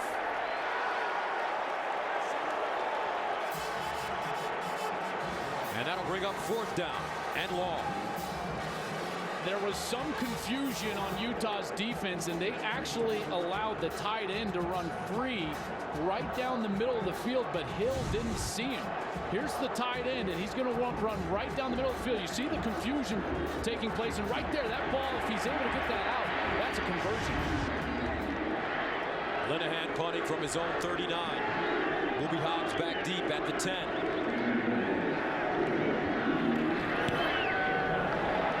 End over end kick, angled to the far side. And this ball will be spotted at the 33-yard line.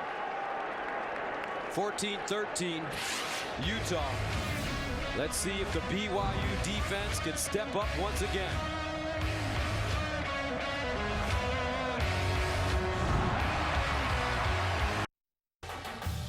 Fox College Football presented by Geico is sponsored by Volkswagen Golf. GTI, part of the award-winning Golf family. By Bud Light, raise one to right now. And by KFC, go Buckets. It's finger licking good. Gus Johnson, Joel Klatt with you from Salt Lake City. Battle of the Brothers, 14-13. And this man, I tell you what, 2 interceptions in this game. Kind of cool. Is the captain of the defense, and he shows you why. Great instincts. Gets after the ball, and he's always in the right spot. Here's Troy Williams firing deep on first down. Caught! Tim Patrick again with a huge reception. Diane Lake makes the tackle. But what a soft ball by Troy Williams. I love what they do here is they attack the smallest corner that BYU has. Diane Lake's only 5'11", and Tim Patrick is 6'5". So what do? You send him down on a streak route. Excellent call. That's a 39-yard gain. 1st and 10, Utah. Williams again, up the sideline again. Tim Patrick almost made a spectacular catch. He says he was held. He's complaining because Lake had his right arm and he was holding it. Watch the hand fighting, and he kind of grabs that arm. You see that? And he prevents him from going after it with 2 hands. He immediately looks at the official. Right here, there's the hook on the wrist. And he has to go try to catch that ball with 1 hand. Even Troy Williams wanted a flag thrown on that play. 2nd down and 10. At the 33, Utah coming out in the second half, guns blazing. Here's a handoff. Joe Williams back in. And he'll get to the 30. Coaching staff for Utah showing some confidence in Joe Williams, putting him back into the game. He's the fastest Utah player. Runs 4.3. He's a home run hitter. He's their best back. That's just his one Achilles heel. He puts the ball on the turf too often. They've tried to teach him by benching him. Now trying to instill some confidence in Joe Williams by putting him in a big spot, a 1-point game in a rivalry game in the 3rd quarter. Fastest 40-yard dash on the team, 4.35. Transferred from Connecticut, 3rd down and 7 at the 30. Williams steps up, looking. Lost it, picked it up, and he'll go down at the 30-yard line. Harvey Longy with the tackle. I'll tell you what, Kyle Whittingham must be like, there must be some grease on the football. I mean, he's got to be beside himself because this is going to be a huge play as he decides to break out of the pocket right here. He's got all day to run on the left side. The ball pops out of his hand, and now they're forced into a field goal. So Andy Phillips comes in to attempt a 48-yard field goal. Mr. Automatic. It's good. Augustus would be proud.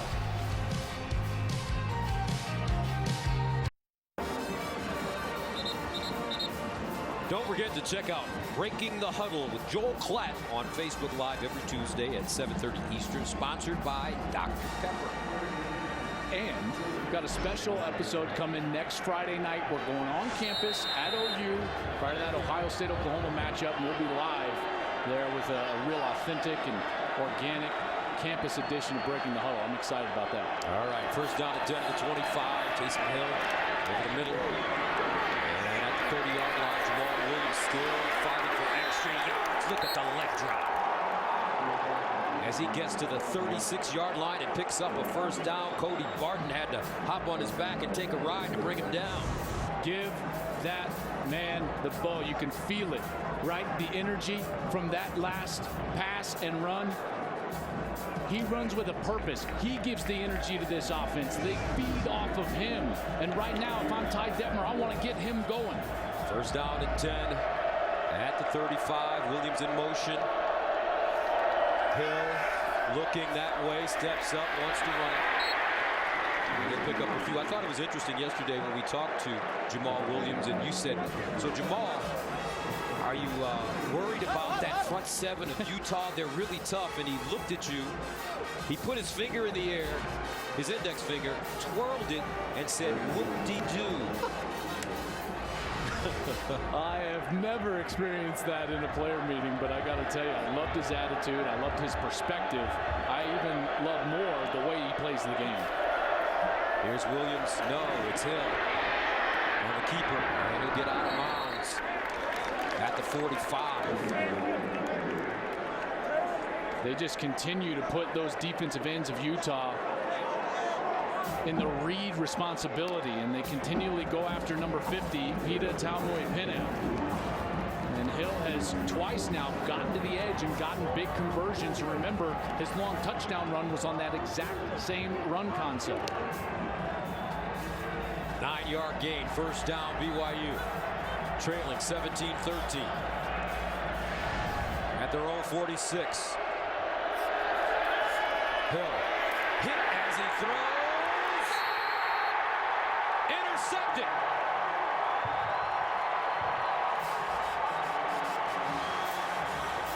It's his second of the game. Sunil Tautioli, he took his first interception back to the house, and now off the tip ball, Taysom Hill's going to get pressure. He's going to get hit in the pocket. Hunter Demick got to the quarterback.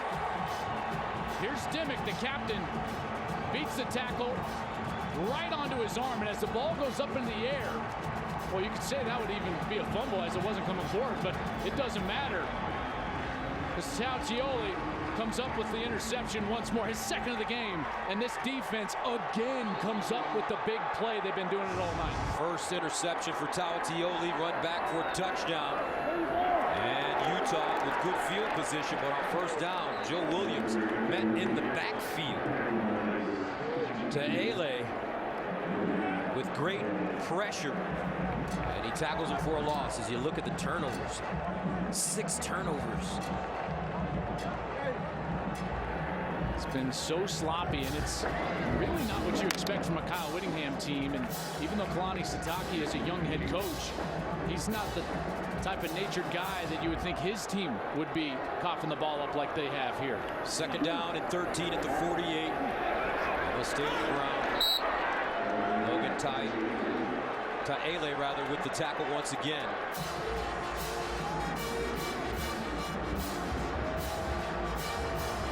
In these situations, they've been having a lot of success going to number 88, Harrison Handley. Handley comes in the ball game, and where they've had the success is, Gus, when BYU decides to pressure, and Handley's been finding that open zone for Jim Harding, the offensive coordinator. Handley 2 catches, 21 yards, third down and 11 at midfield. Troy Williams underneath, incomplete. And they were going for the man you talked about, Handley. Unable to hold on that time. This is what I love about football. It's the chess match between the coaches. And Francis Bernard, number 13, they made the adjustment after the first half. They knew Handley was going to be the target on third down, and he was draped all over him. Terrific coverage, and Troy Williams did not have much of a chance on that play. So Utah punting it away from the 35. Jorgens back deep. Signals for the fair catch. And has it at the 10. A 39-yard punt. 17-13 Utes. Back after this.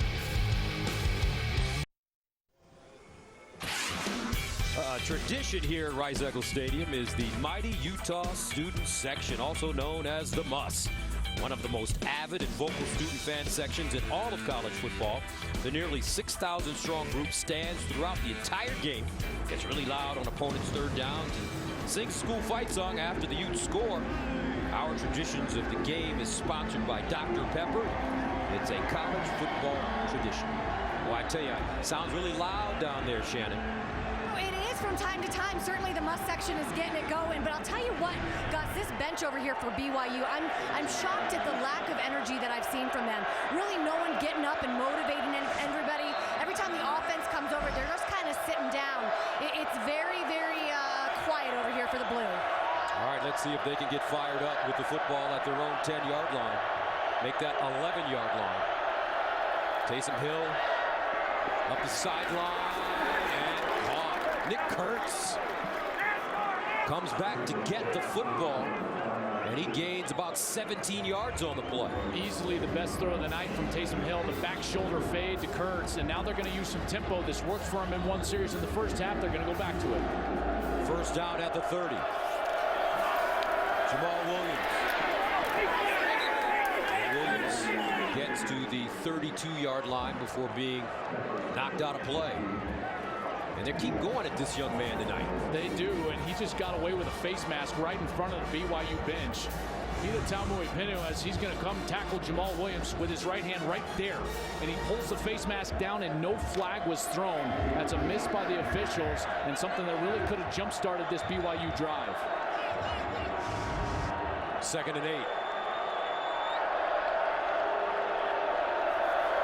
Hill. Picked off again. Wow, out of bounds. But the Utah defense coming up big once again. Reginald Porter plucking it out of the air.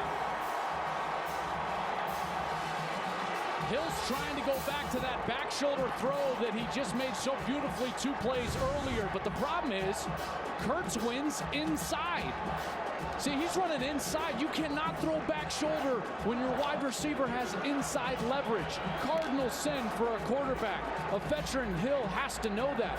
He kind of blindly throws that out there. If he leads him down the middle of the field, he's probably going to have a big completion there, but another turnover, and this Utah defense, another huge play. 7 turnovers in this game. 4 for Utah, 3 for BYU.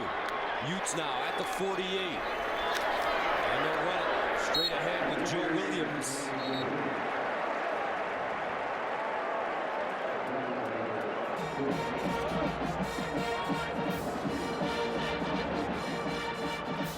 Seems like both of these offenses right now are so tentative.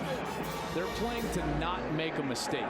And the defenses are playing with energy, enthusiasm, and aggressiveness. And each defense is winning. 2nd down, 5 yards to go at the 43. Williams. And a flag on the play on the far side. Looks like this will go against Utah. I'll start. Offense number 72. 5-yard penalty, still 2nd down. Kyle Whittingham knows that they're having to replace so many players as skill position players, and what he thought was going to be the strength so far in this season hasn't really panned out, and now has been the offensive line. 4 returning starters, and then Garrett Bowles, the #1 junior college lineman in the country who committed to the Utes. They thought this was going to be the strength up front, but so far that hasn't panned out in this season. 2nd and 10 and 48.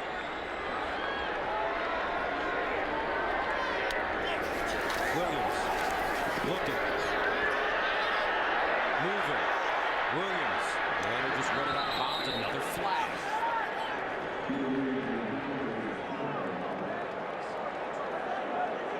I think they're going to get another penalty on number 72, Garrett Bowles.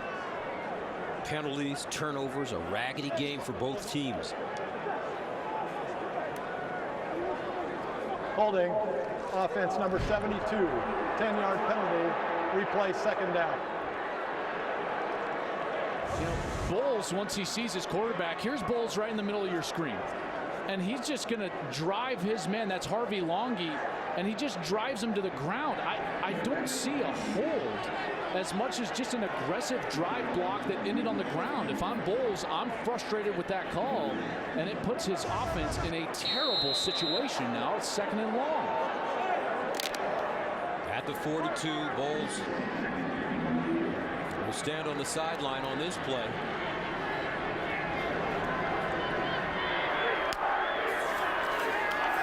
Williams over the middle.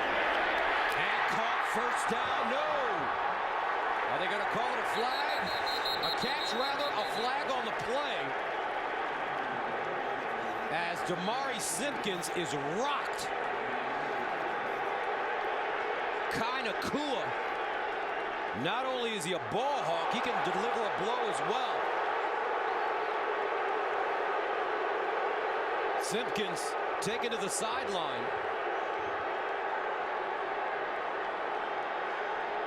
This flag clearly came in for targeting. I mean, that's what they're discussing here is this targeting or not? Kai Nakua, the leader of the defense, captain of this team. Here's a good look at it. Nakua's going to go low, and he's trying to get his shoulder in there first. It's difficult to tell. The ruling on the field is an incomplete forward pass. We have personal foul. Defense number 32 targeting. That play is under further review. And of course, it's not 32, it's 12. He just got the wrong number. It's clearly 12. Correction, the number is 13. Not quite. It's still 12 that we're going to take a look at. And it looked like, to me, Damari Simpkins, when he caught the ball or tried to catch the ball, he bent down. That's exactly right. And that's... Correction, the player is number 12. There we go. Now we're all on the same page. And let's bring in Mike Pereira. Mike, your thoughts on this play? You know, this is one that I just don't like his targeting. I mean, he keeps his head out, leads with the shoulder. Does it make some contact to the helmet area of the receiver? I think, you know, to me, if it's iffy like this, I'd like to see you let that go. I really am not. I'm not feeling this is a very strong targeting call, and I'd like them to reverse this in replay. But you do get some contact on that angle. You get some contact with the shoulder to the head area. Now, letter of the law, you're probably right. But, Mike, I'm with you on this. This is the strike zone changing late as Simpkins goes down low. Gus, just like you said, Nakua is trying his best to lower himself and lead with the shoulder. The intent for Nakua is there to not target high on the defenseless receiver. I'm hoping that they reverse this call and Nakua stays in the ball game, because this would be a drastic change to the momentum of this game if BYU lost their best defender thus far in this game. 2 interceptions so far tonight. And we told you at the beginning of our telecast that this was going to be a physical affair, and it's proven to be one. A lot of hard hitting going on the field between these two teams. He didn't launch himself, Gus. He didn't lead with the crown. He's trying to hit with the shoulder. He's doing everything right, but the strike zone lowers late. Kai Nakua should absolutely remain in this ball game. And this is the problem with letter of the law versus some common sense when we get into these rulings. Let's hope he stays. After further review, the ruling on the field stands. Number 12 is disqualified. That's terrible. It's frustrating. That's frustrating for college football fans. And Kalani Sitake does not like that decision. He is going crazy on the sideline right now. Sitake, his best defender. 2 interceptions for Nakua. Now ejected from the game. And the problem is now we have BYU players over near the offense for Utah. Unsportsmanlike conduct on the BYU head coach. That's his first unsportsmanlike foul of the game. 15-yard penalty, first down. Here's the problem is that we have now, in the sport of football in college, we have put the onus on the defender and not the quarterback to protect players down the field. I don't believe, and this is my personal belief, I do not believe that it is the defender's responsibility in a fast game to protect the offensive player. I think this rule is to cover the powers that be in the court of law when they have these ever-increasing litigious instances when they face lawsuits because of head injuries. This is not a rule that helps college football, and I'm talking about the ejection that's attached to the targeting foul. So Nakua out of the game, 30 yards in penalties for BYU. Utah with the ball at the 28. Williams rolls out the pocket, sets up, looks. Oh, what a catch! An interception by Francis Bernard.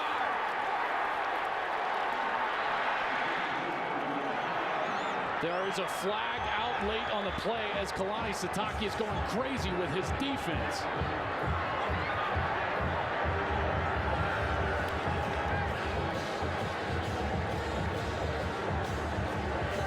Gus, late in this play, Austin McChesney, number 27, hits the wide receiver, and that's when the flag came out.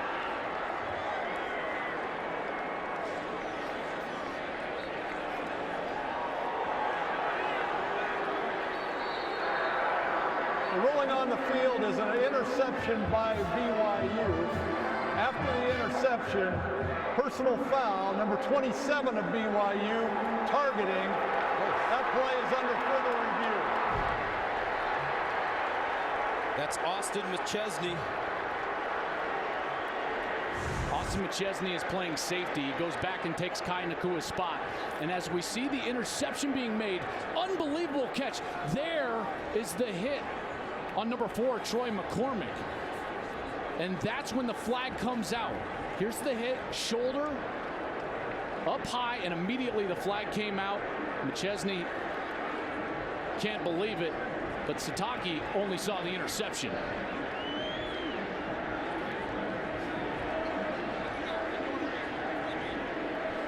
And to say Coach Sitake is enthusiastic, I think, will be an understatement. But now we're in the middle of another review for targeting, and another defensive player, Austin McChesney, who's gotten a lot of time.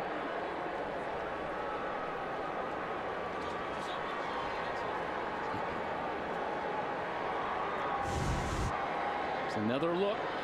Troy McCormick. And there is technically a graze of the face mask.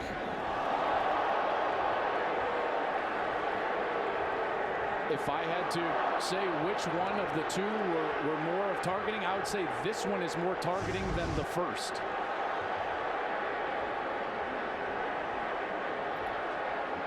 Mike Pereira joins us once again. Mike, your thoughts? Well, Joel, we're going to be 0 for 2 if they leave this one standing. You know, again, this is one that's really iffy. A little contact to maybe the face mask, but he does not, doesn't lead with the helmet, doesn't After crouch and launch. Review, the interception is confirmed and the targeting is confirmed as well. Number 27 is disqualified. Guys, we've got to do something about this in college football. The ejection attached to the targeting foul is not helping. And Joel, the other thing here is when you have these really iffy ones like this, you're talking about the fourth quarter ejection, the last 2 minutes, 11 seconds here, but also the first half of their next game. To me, targeting needs to be more of an egregious act than those when you're not lowering your helmet and you're making very slight contact with that area. I just don't see as a foul. I couldn't agree with you more, Mike. Thank you very much. Next week, BYU at home against UCLA. So now Utah with the football. BYU with the football at their own 3-yard line. And Jamal Williams crushed as he hits the line of scrimmage. This Utah defense has answered the bell time and time again tonight. Alatioli with the tackle for the Utes.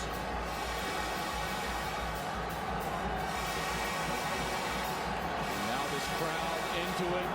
BYU backed up. It's the perfect time to go on 2. A hard cadence if you're a quarterback trying to get 3 yards. 2nd and 10 at the 3. They're going to have to take a timeout. That's exactly what they'll do.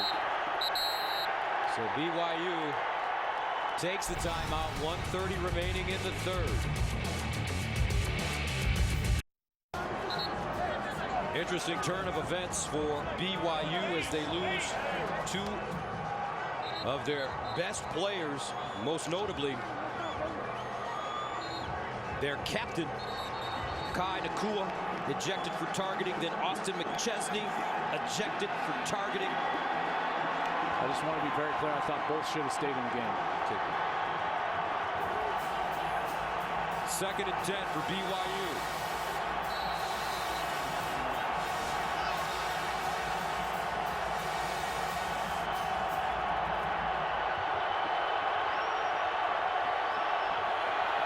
Hill over the middle.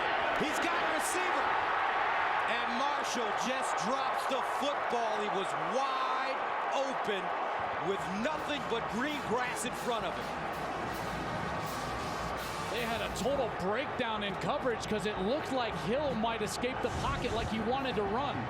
As he's sitting in, he wants to go right, then he kind of pulls the ball down, and Marshall's wide open. Ball hits him right in the chest. It's going to be a huge play for BYU to get out of the shadow of their own end zone. This goes right through his hands.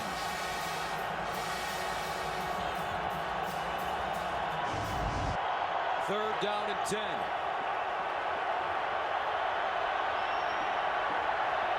Here's Hill again, throwing out of his own end zone. Drops it off. And this is Hefo. Will fight to the 10-yard line. There's a flag, though, on the play. On the near side, inside the 5-yard line at about the 2. I didn't think BYU was set when the snap occurred.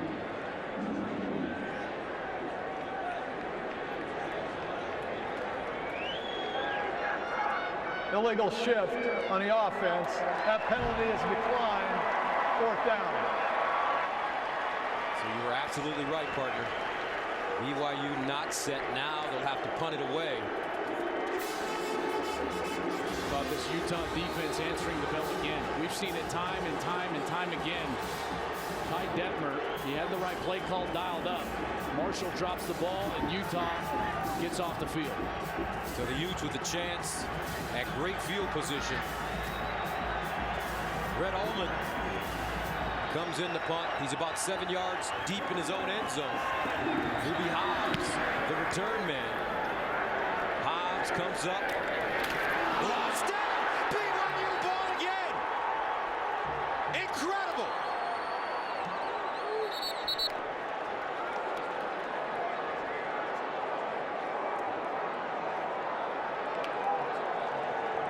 And the Cougars have it. Wow.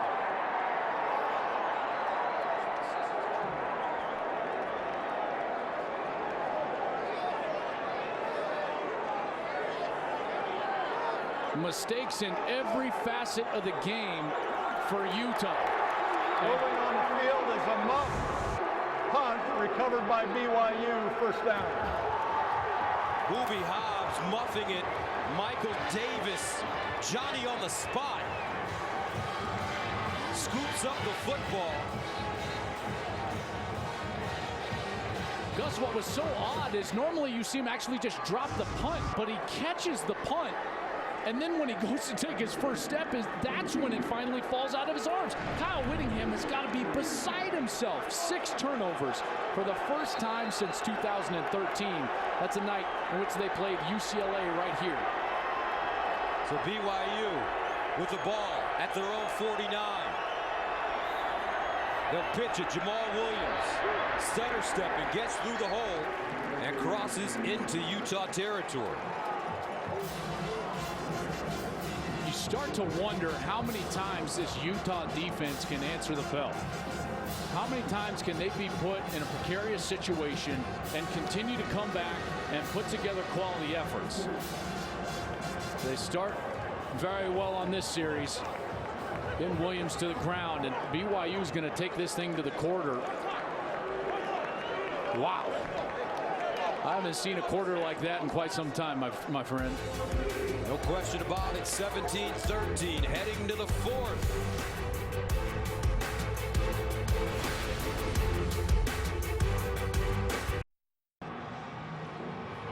2 interceptions, 3 fumbles, a muffed punt for Utah, and the Utes still lead it by the score of 17-13 over BYU. 9 combined turnovers. BYU has 3 of their own. We've got 2 ejections that have happened. Kai Nakua being the main one, the starting captain, safety for BYU. 14 combined penalties. It's been quite the night so far. The Cougars, though, with the football at the Utah 47.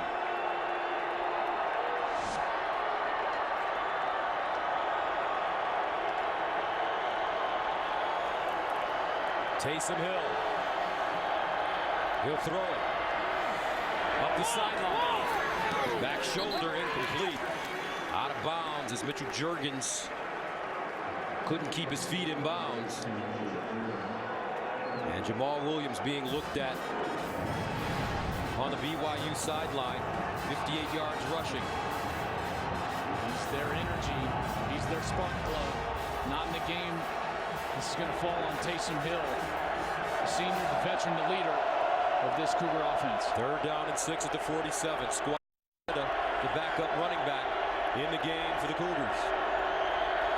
Here's Hill under pressure, drops it off underneath, and that'll be a 1st down for BYU. Nicely done by Juergens, who's been the go-to man for Taysom Hill this evening. Yeah, they cleared everybody out, just ran go routes with the man coverage, and then just slid Juergens underneath for an easy completion. 6 catches, 42 yards for Mitchell Juergens. 1st down at the Utah 40.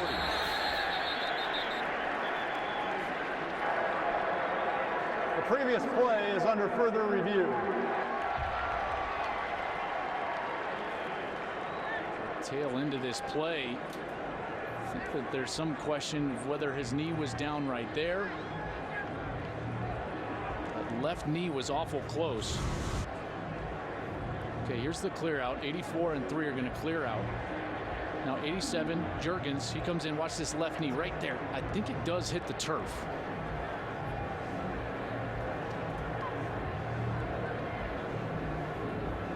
Is ever so important because of the conversion. They ended up getting a 1st down, and it would be 3rd down if the knee is down. Boy, it's so hard to tell if it's actually contacting the turf right there.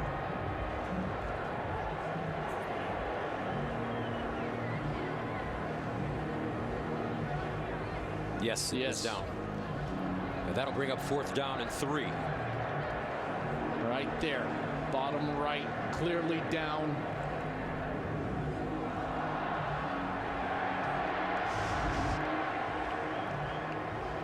Great look. I didn't see that first time through. Great look by the replay booth, catching it and stopping play. And this one should be coming back. You know, we've seen all night long Taysom Hill have some problems with his short passing accuracy. He's thrown a number of balls high tonight. That's right. And then now tries to adjusts too far, goes too low. The coaching point here, this is every single coaching quarterback coach in America would say, frame him up. Hit him right in the frame of his body. Frame him up. Frame him up. That's all you tell a quarterback in those spots. You want to throw fastballs right onto the numbers. So what do you do if this is... After further review, the receiver's knee was down when he caught the pass. It'll be 4th down at the 45-yard line. Position 5 on the field. So Kalani Sitake has a decision to make now. What do you do on 4th down and short? With all the mistakes that Utah are making, I have to take into account the nature of the game. I'm pinning them deep, and I'm going to trust my defense at this point. I'm sending my punt team out, and I'm going to try to put them inside the 10-yard line and make life difficult on the junior college transfer, Troy Williams.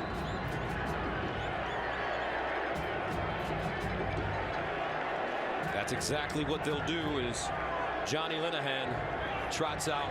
He'll punt it away from the 46th punt of the night for BYU. Will be Hobbs, who muffed the last punt at the 10. Hobbs has it inside the 10-yard line. 17-13 Utah. Utes with the ball now. 14:08 to go in the fourth. Fox College Football presented by Geico is sponsored by Cadillac. By Dr. Pepper, it's a college football tradition. And by T-Mobile, bringing you greater coverage of today's game. 17-13 Utah, 14:08 to go here in the fourth quarter. Major League Baseball returns to Fox on Saturday as Big Pop and the Red Sox battle the Yankees with Bryce Harper, and the Nationals take on the Braves. It all starts at 12:30 p.m. Eastern on Fox, or watch it live on Fox Sports Go. How about Big Poppy? Final season, 31 home runs, 170 runs batted in, and he's leaving. They may have to convince him to stay for one more year. That's right. First down and 10. Utah running the football with Joe Williams, and he goes nowhere. Wow. Taele and Pau combining on the tackle. Well, in this second half, we've seen Taele. He really come to fruition here. You know, they told us he had very good potential, number 62. They said he was just a bit raw, learning the position a little bit, but we've seen him make some plays, beat the offensive line off the line of scrimmage, and get into the backfield of Utah. So a loss of 3, second down and 13. And Williams runs it, and he'll be tackled for another big-time loss. Micah Hanneman and Fred Warner both making the tackle. I love the aggressive nature of the defensive coordinator, Elisa Tuiaki. He continues to send pressure, even though he's got an inexperienced secondary. With his best safety, Kai Nakur, have been ejected. He's still dialing it up, sending pressure, being creative in the front, and he's making life really difficult on Troy Williams, quarterback for Utah.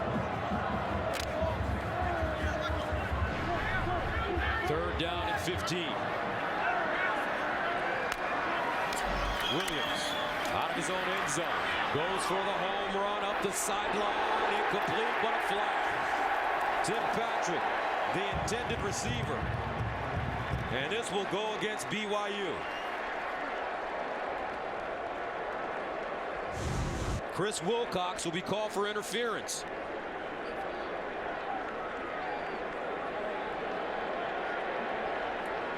Face guarding is not illegal in college football. It's the contact. Pass interference. Defense, number 32. 15 yards from the previous spot. Automatic first down. Not playing the ball, and then he contacts the wide receiver, Tim Patrick. Excellent call. But what I love was his head coach, Kalani Sitake. It's right in front of him. He knows it's a pass interference. He's a D. He knows what he just right away gets up, starts clapping to him, and he starts saying, hey, you're going to be all right, because he knows these guys are young in the back end and they need confidence down the stretch. Coach Sitake, a former fullback here at BYU. First and 10 at the 20. Troy Williams again. Troy Williams firing up the sideline, and incomplete. And another flag. This one should go the opposite way. Kenrick Young, number 24, the intended receiver.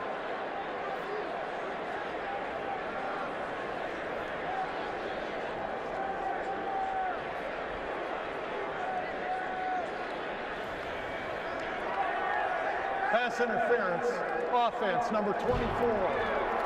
15-yard penalty. Replay first down.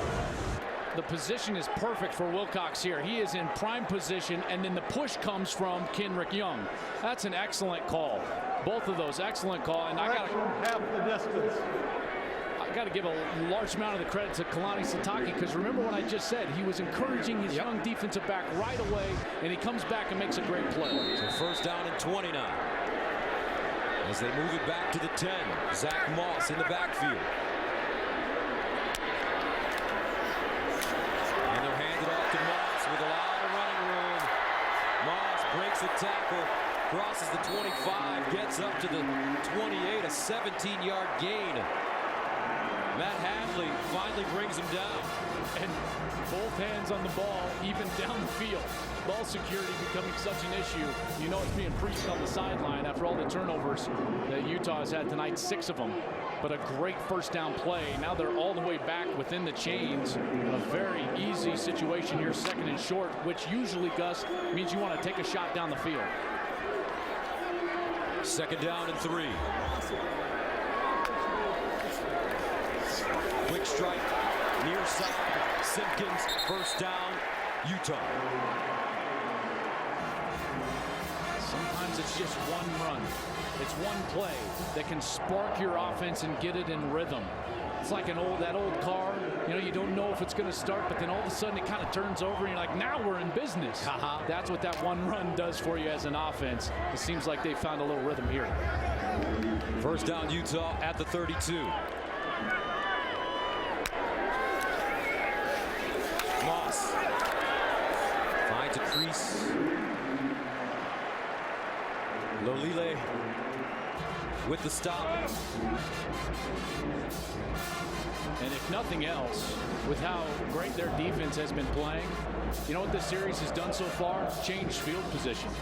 Gotten out of the shadow of their own end zone. And now, even if they are forced to punt, you're going to force BYU to go the length of the field if you're giving them the ball back. Remember, turnovers a big story in this game. Moss.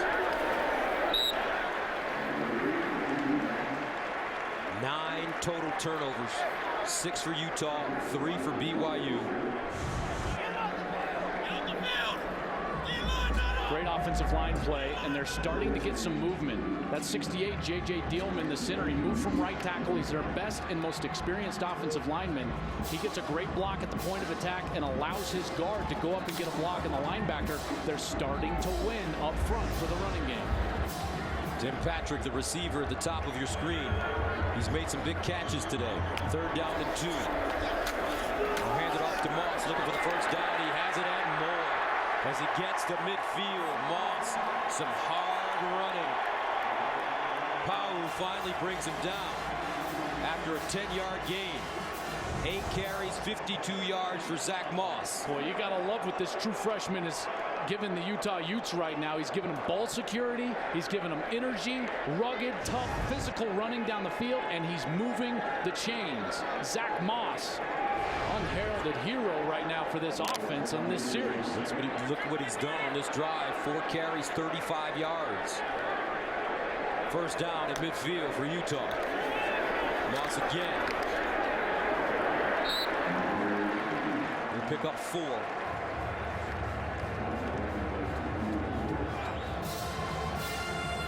Take a quick breather.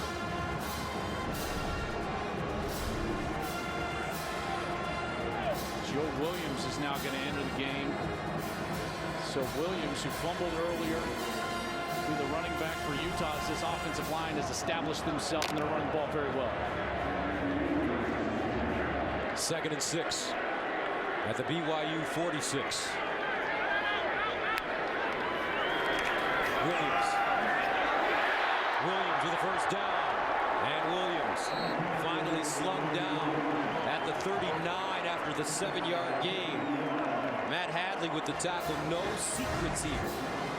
Smash mouth football by the Utes. It is in 74.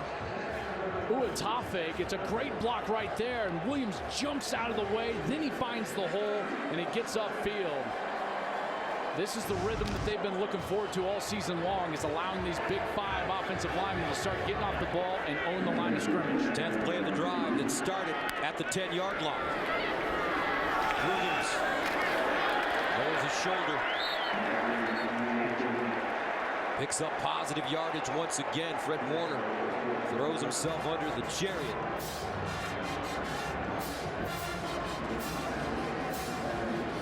Now you're starting to look at the length of this drive, wearing out the BYU defense. They've been on the field for quite some time now. Ronnie Sataki trying to think of something to dial up to stop this running game that's getting its footing. 6-minute drive. 2nd and 5. Moss. This time he'll be tackled for a loss. Fred Warner there to clean it up. But Harvey Longy with penetration, number 21. That was a great stop, a great defensive play, but more importantly, it takes him out of running distance on third down as the clock continues to run. Big factor now for this BYU team, whose offense has not had much success against Utah's defense, but thus now a much more difficult situation for Troy Williams. Third down and 8 at the 37. Williams will throw it. Sideline. What a play. Nicely done by Troy Williams as Raylon Singleton came out of his break and the ball was there. Raylon Singleton is another one of these tall receivers, 6'3". So Troy Williams knows that he can put this up high, thrown a little behind him, but because he threw it right on time, Singleton was able to make the adjustment and convert for a first down. 10-yard gain, 1st and 10 to the 27. Joe Williams. And for a man that's fumbled the ball twice in 2 weeks, I'll tell you what, Kyle Whittingham and his coaching staff really showing some strong support for this young man. They are. And this takes a lot of mental fortitude, I got to tell you, because confidence is a fickle thing, and it can leave you in a breath as a player. And Jim Harding, the offensive coordinator, allowing Joe Williams to be a factor here in the 4th quarter of a rivalry game after these fumble issues shows that they believe in his mental fortitude. They need him. 2nd and 5 at the 22. Moss gets inside the 20. A 3-yard pickup. Now in field goal range with Andy Phillips over there. They got to get this stop based on clock. Turning out to be a back-breaking drive for BYU. They can't get off the field. 14 plays, 71 yards, going on 8 minutes and 42 seconds. 3rd down and 2. Williams, Moss leaning forward, and he has it. Another first down for the Utes. Kalani Sitake, former defensive coordinator for Utah under Coach Whittingham. They're very good friends. They played golf together in the offseason. Usually they talk once a week. Not this week.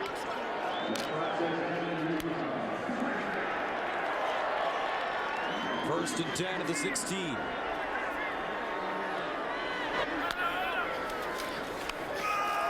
Williams pulls it, and he'll get back to the line of scrimmage. This is a discouraging moment, right? You know, this is the type of a defense that is very proud.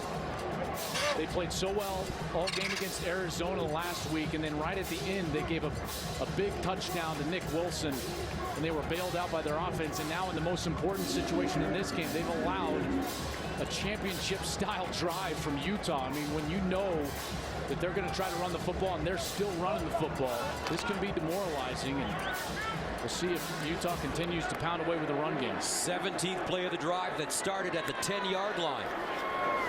Play fake, Williams throws, caught, and his receiver down. That's Moiahi, the tight end. Had to go down to get it, his knee touching the ground.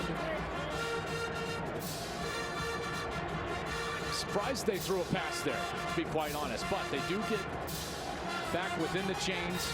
It's almost like a run, that pass. It is. It's kind of that run-pass option that we talk about, where he can either hand it off, run it himself, or throw it to his tight end in the flat. But now it's the big call. I think they've got to put it on Troy Williams' shoulder here. I think they've got to throw the ball again. This is the 5th third down Utah has faced on this drive. They need 5. Williams drops it off in the flats. Joe Williams close to a first down. Let's see where they mark the football.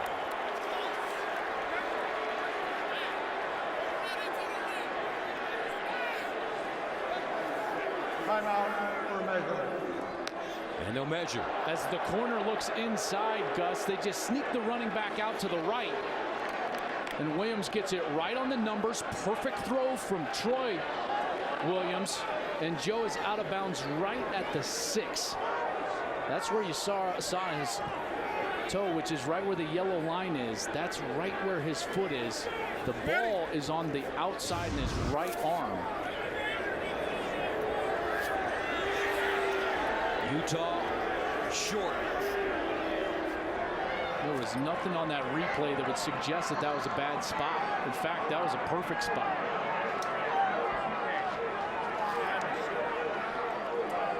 So 4th and inches for the Utes. Kyle Whittingham with the decision to make, and he's taking his time. What would you do, Joel? I'd kick the field goal. It's a style of game it's been. My defense has been outstanding. The ruling on the field is that the runner is short of the line to gain. That previous play is under further review. You've got an excellent place kicker in Andy Phillips, second-team All-America last year. Remember, it's where the ball is when he steps out of bounds. I don't see anything that would overturn this as he steps out right at the 6. It's basically right where they put the ball.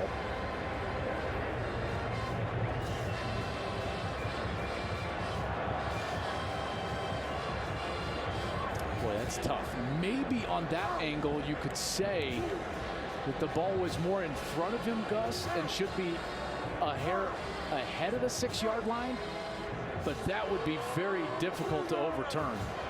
And they needed to get inside the 6 for that first down.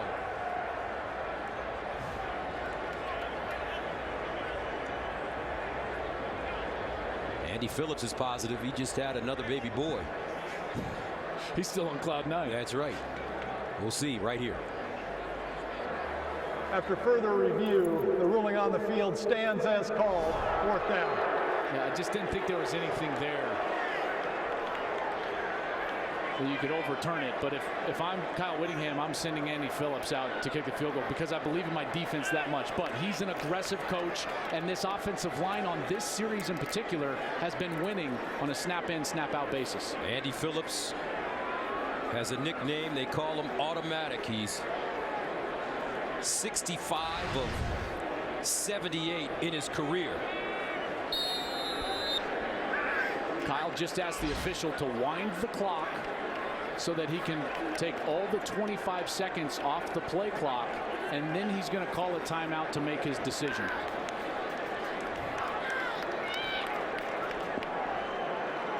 And earlier in the game, you said one of the most interesting things about watching college football is to take a look at the chess match between the coaches. You're seeing the strategy right now. Right. The student and the teacher. Andy Phillips warming up on the Utah sideline. He's already kicked a 47-yarder this evening. And during the timeout, you were explaining to me the situation for Coach Whittingham. I know that it's still a one-score game regardless of if they kick the field goal or not. But if I'm Kyle Whittingham, what I don't want is the touchdown to beat me. I want them to at least have to kick the extra point to tie or make a decision to go for a 2-point conversion on this next possession. Now, if I'm sending my offense out there, I'm either going to use a quarterback sneak or go on a hard cadence with no play call and try to get him to jump offside. Well, he sent his quarterback back on the field. Troy Williams under center.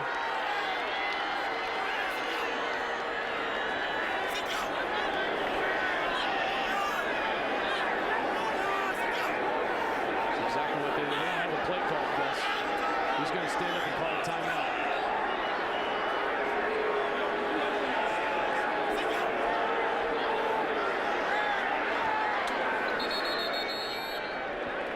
Takes the delay game. Delay of game on on the offense. 5-yard penalty, still 4th down. It's worth the try, worth the try. It's worth the try, you bet. And great job by BYU from Kalani Sitake and his defense to not jump and give him a free 1st down. And the reason that the delay of game doesn't hurt you is because of the wide hash marks in college football. The closer you get, the more difficult the angle. So if you give him 3 yards back, this becomes an easier kick because of the angle for Andy Phillips. Andy Phillips in to attempt a 29-yarder. And good. Phillips does his job, 20-13. But here come the Cougs. Let's take a look at one of Joel's top draft prospects. For more draft info, head to foxsports.com/collegefootball. I think Lolo Tulele is going to be a terrific NFL player and a high draft prospect when he decides to come out. Great strength, aggressive, quality push in the passing game, and also has the lineage to his brother Starr, 1st-round draft pick from the Carolina Panthers. The Fox 50 is sponsored by Sprint. Call 1-800-SPRINT-1 or visit sprint.com to switch. Utah sending it away. Hayes Hicken kicks it off. And BYU will take a knee. They'll start from the 25.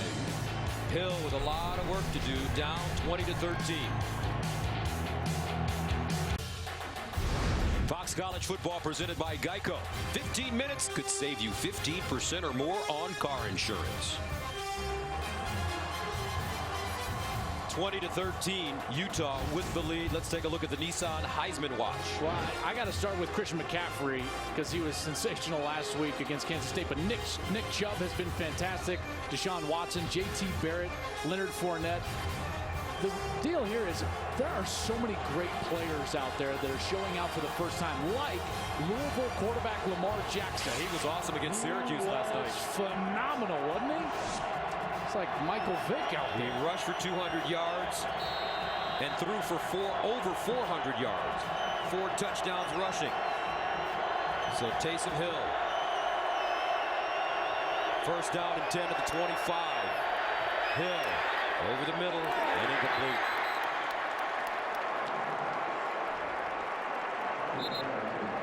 Laulu Putatau dropping that football.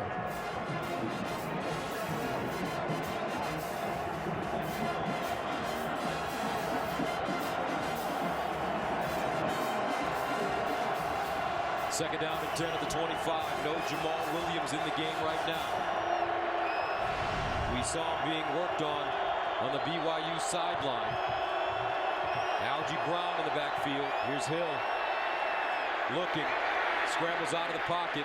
Takes it himself. And gets out of bounds with the 1st down. Let's go downstairs to Shannon. Yeah, Gus, they're not going to risk it with Williams anymore. He's had a lower leg contusion on that left leg. Also, while he's been sitting on the training bench, he started to feel a little bit nauseous. So if they're going to put a run together here and tie this up, they're going to have to do it without that #1 running back. All right, he suffered a significant knee injury versus Middle Tennessee State in 2014. He missed the final 5 games of that season. 1st down and 10 at the 36. 2:15 to go.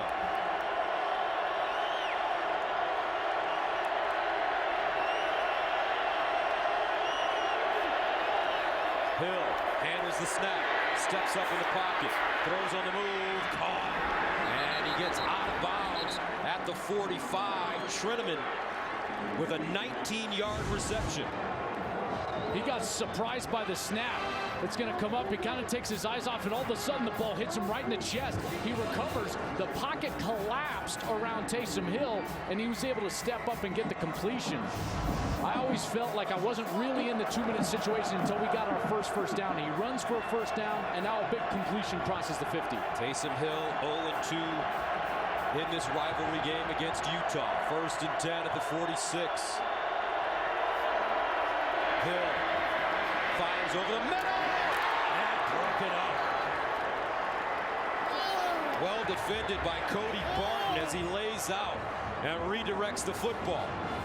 Boy, that one was awfully close to being picked off. Excellent play from Barton from his linebacker spot. Got all the way down the middle of the field and gets his hands on the football close to an interception. So now an interception. That was Marcus Williams who pulls up at the end and doesn't draw a flag. Remember, BYU trailed with 1 minute and change last week against Arizona. One on a drive and eventually one on a game-winning field goal. Hill, sideline, caught. And they'll get out of bounds. Nick Kurtz stops the clock at 1:47. 5 of the last 6 games in this series decided by 7 points or fewer.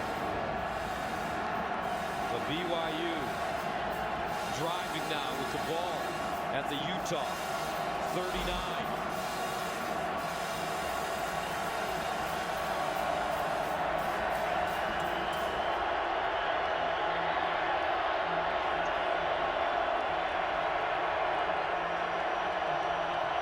The building shaking. Hill underneath and caught at 35. Nicely done by Mitchell Juergens, first down. And Hobbs, Boobie Hobbs, the return man who's playing secondary right now for Utah, he went after this and took a chance in man coverage and tried to get in front of that and deflect the ball away, but it just sneaks past him for the completion. And this BYU offense, boy, they've been so good now in back-to-back weeks in this 2-minute situation. Laulu Patutau, the receiver at the bottom of your screen. He's crafty. First down and 10 at the 36.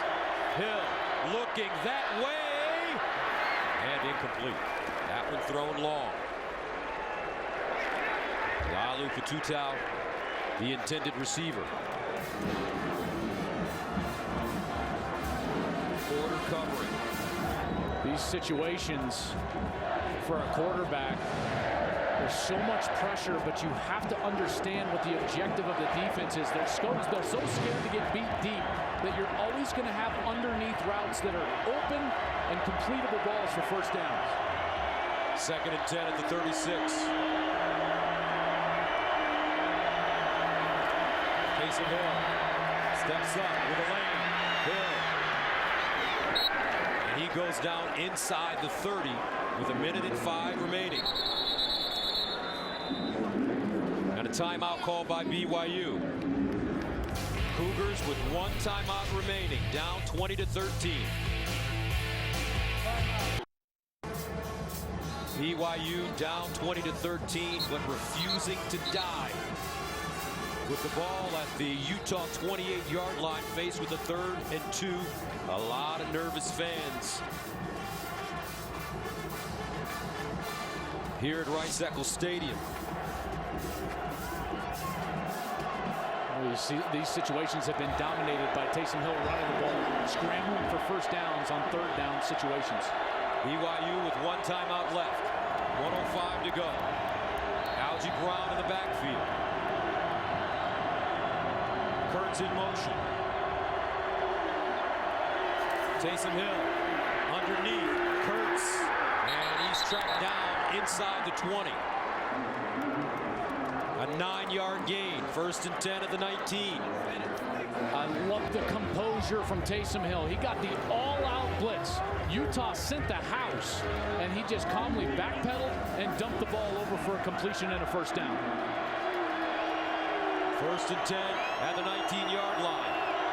Hill to the sideline. Nice catch out of bounds. Putatau rather, with a great catch to get out of bounds and stop the clock. The timing of the play was perfect from Hill on the throw, and Laulu Putatau creates separation, and that's what will get a quarterback to trust you faster than any other attribute. Do you win and do you catch the ball? Laulu Putatau does it perfectly on the last play. The numbers for Hill. 2nd and 5 at the 14, 11th play of the drive.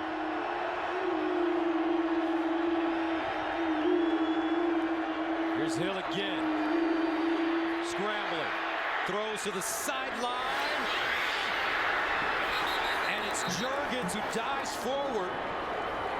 Picks up the first down inside the Utah 5. A An amazing run by Taysom Hill to get himself free in order to throw the ball. The linebacker, Tautioli, has to stop because Hill's going to run, and that's when he throws it all the way to his left. That's an amazing run, great arm strength, the heart of a competitor right there. BYU with 1 timeout left. First and goal at the Utah 2. That ball definitely touched the ground, Gus, on the catch.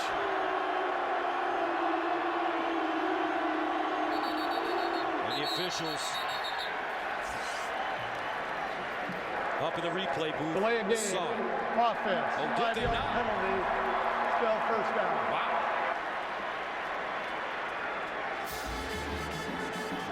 That is such a mistake from Taysom Hill. This is the play we're talking about. The ball definitely touches the ground, but the ground didn't help him catch the ball. He had control, and it kind of grazed the ground. I agree with the replay officials here that they didn't stop it and take another look. That was clearly a completion. First down and goal at the 7 for Taysom Hill. BYU down 20-13. Here's Hill in the end zone and incomplete. Kobe Pearson, the intended receiver. Brian Allen in coverage, number 14 for Utah, and he was playing very physical in the back of the end zone. Senior, 6'3", 205, and now in this man-to-man defense, the pressure is on the corners for Utah. 25 seconds left. Second and goal at the 7 for BYU. Taysom Hill rolling, looking, he's got a lane. Touchdown, Cougars.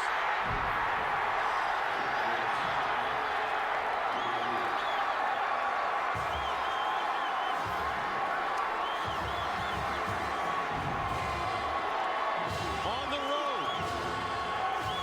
Do they go for 2?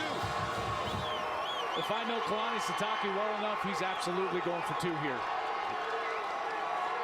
His quarterback walks to the sideline. The offense still on the field. Down 20-19. He'll take a timeout and talk it over. Big decision coming up. Battle of the brothers coming down to the wire. So here we go. 20-19. Taysom Hill and the BYU offense back on the field. Kalani Sitake going for it. Hill has been great with his legs.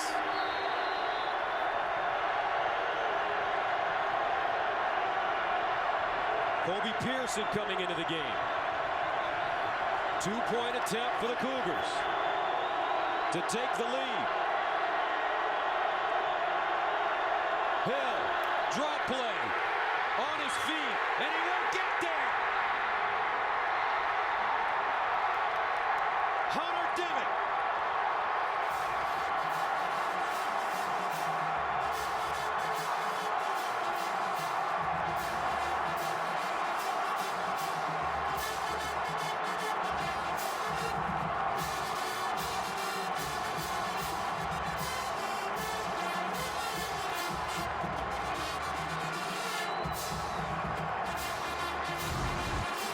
They sent the pressure off the edge along with all the other defensive linemen. They were trying to run the quarterback draw, but because of the blitz, it's not going to work. He's a free rusher. There's no one to block. Number 30, Cody Barton, who holds Hill up, and then his friends arrive to make the stop, and the BYU fans are sick.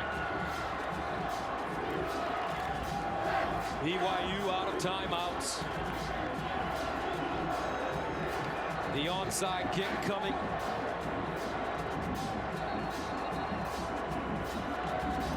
Absolutely. Have to. And you know what?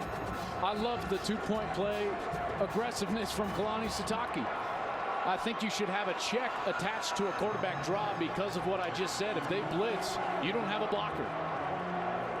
So the play call you could talk about, but I love the aggressiveness from Kalani Sitake. And when we met with him, that's exactly what he wanted to infuse in his kids. He believes in them, he trusts them, he wants them to have fun.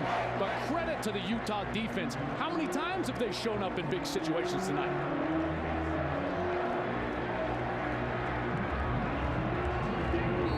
Oldroyd will attempt this onside kick as they load up the far side. Now they kick it near side. Flag on the play. Thompson with the recovery. The offsides on BYU. Offsides. Kicking team number 13. That 5-yard penalty will be added to the end of the run. First down.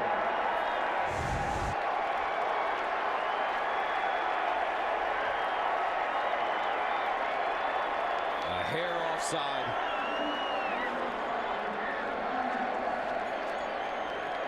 Wouldn't have mattered anyway. Francis Bernard. Utah overcomes 6 turnovers to beat BYU for the 6th time in a row. As Troy Williams. Victory formation for the Utes. BYU out of timeouts. And that'll do it. 20-19. Utah prevails. Coach Sitake, Coach Whittingham, great friends.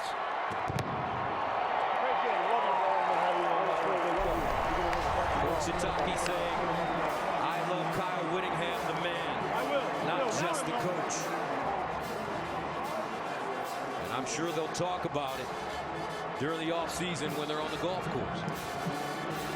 What a game. Whew.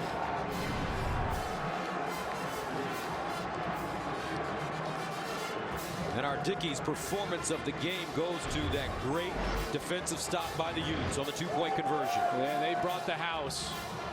Big credit to Kyle Whittingham and his coaching staff. And that front seven who was so good all night long. Taysom Hill tried to break out of the tackle, but there were way too many Utes there, including number 20, Marcus Williams, the all-conference safety. All right, let's go downstairs to Shannon with Coach Witt. Coach Whittingham, the crossover between these two teams is incredible, as you can see. Just the respect between coaches, everyone giving each other hugs. You know, between the ups and downs that you had offensively, every single time your defense got on the field, they brought it. What do you have to say about the relentlessness that you saw from that group? Great effort by our defense all night long. Opened the game with a pick 6, which was huge. Offense had trouble getting into a rhythm, but that last drive, we ground the clock down and allowed us to kick that field goal. And so it's a team effort. It's a total team effort. How close in that last drive that you just mentioned, how close to the physicality that you want to see from them were they? That's exactly what we wanted. That's us. That's who the University of Utah is. We're a physical group, and we believe in smash mouth football, and that's what we got in that drive. What kind of career moment was this for you to see Sitake across the field from you? It was great. He's going to win a lot of ball games over there. He's a heck of a coach. Had these guys ready, and probably, you know, to win a football game, turning it over 6 times, that doesn't happen very often. So proud of our guys, but I'm not so sure we deserve that with those turnovers. You got bragging rights for a year, Coach. Congratulations. Bragging rights. Nice leather pants. Thanks so much. I appreciate it. All right, that game-defining drive, 19 plays, 78 yards. Utah eating up 11 minutes and 21 seconds. Let's take a look at the road ahead for Utah, sponsored by Coors Light. Whatever your mountain, climb on. Well, San Jose State coming up, and the big one, USC. You know, this team, if they play like they did in the last 5 minutes offensively with that offensive line, they're going to win a lot of football games, and that's what they've been doing the last couple of years in the Pac-12. Utah starts the season 2-0. Final score 20-19. Utah over BYU. We'll return with more from Salt Lake City after these messages.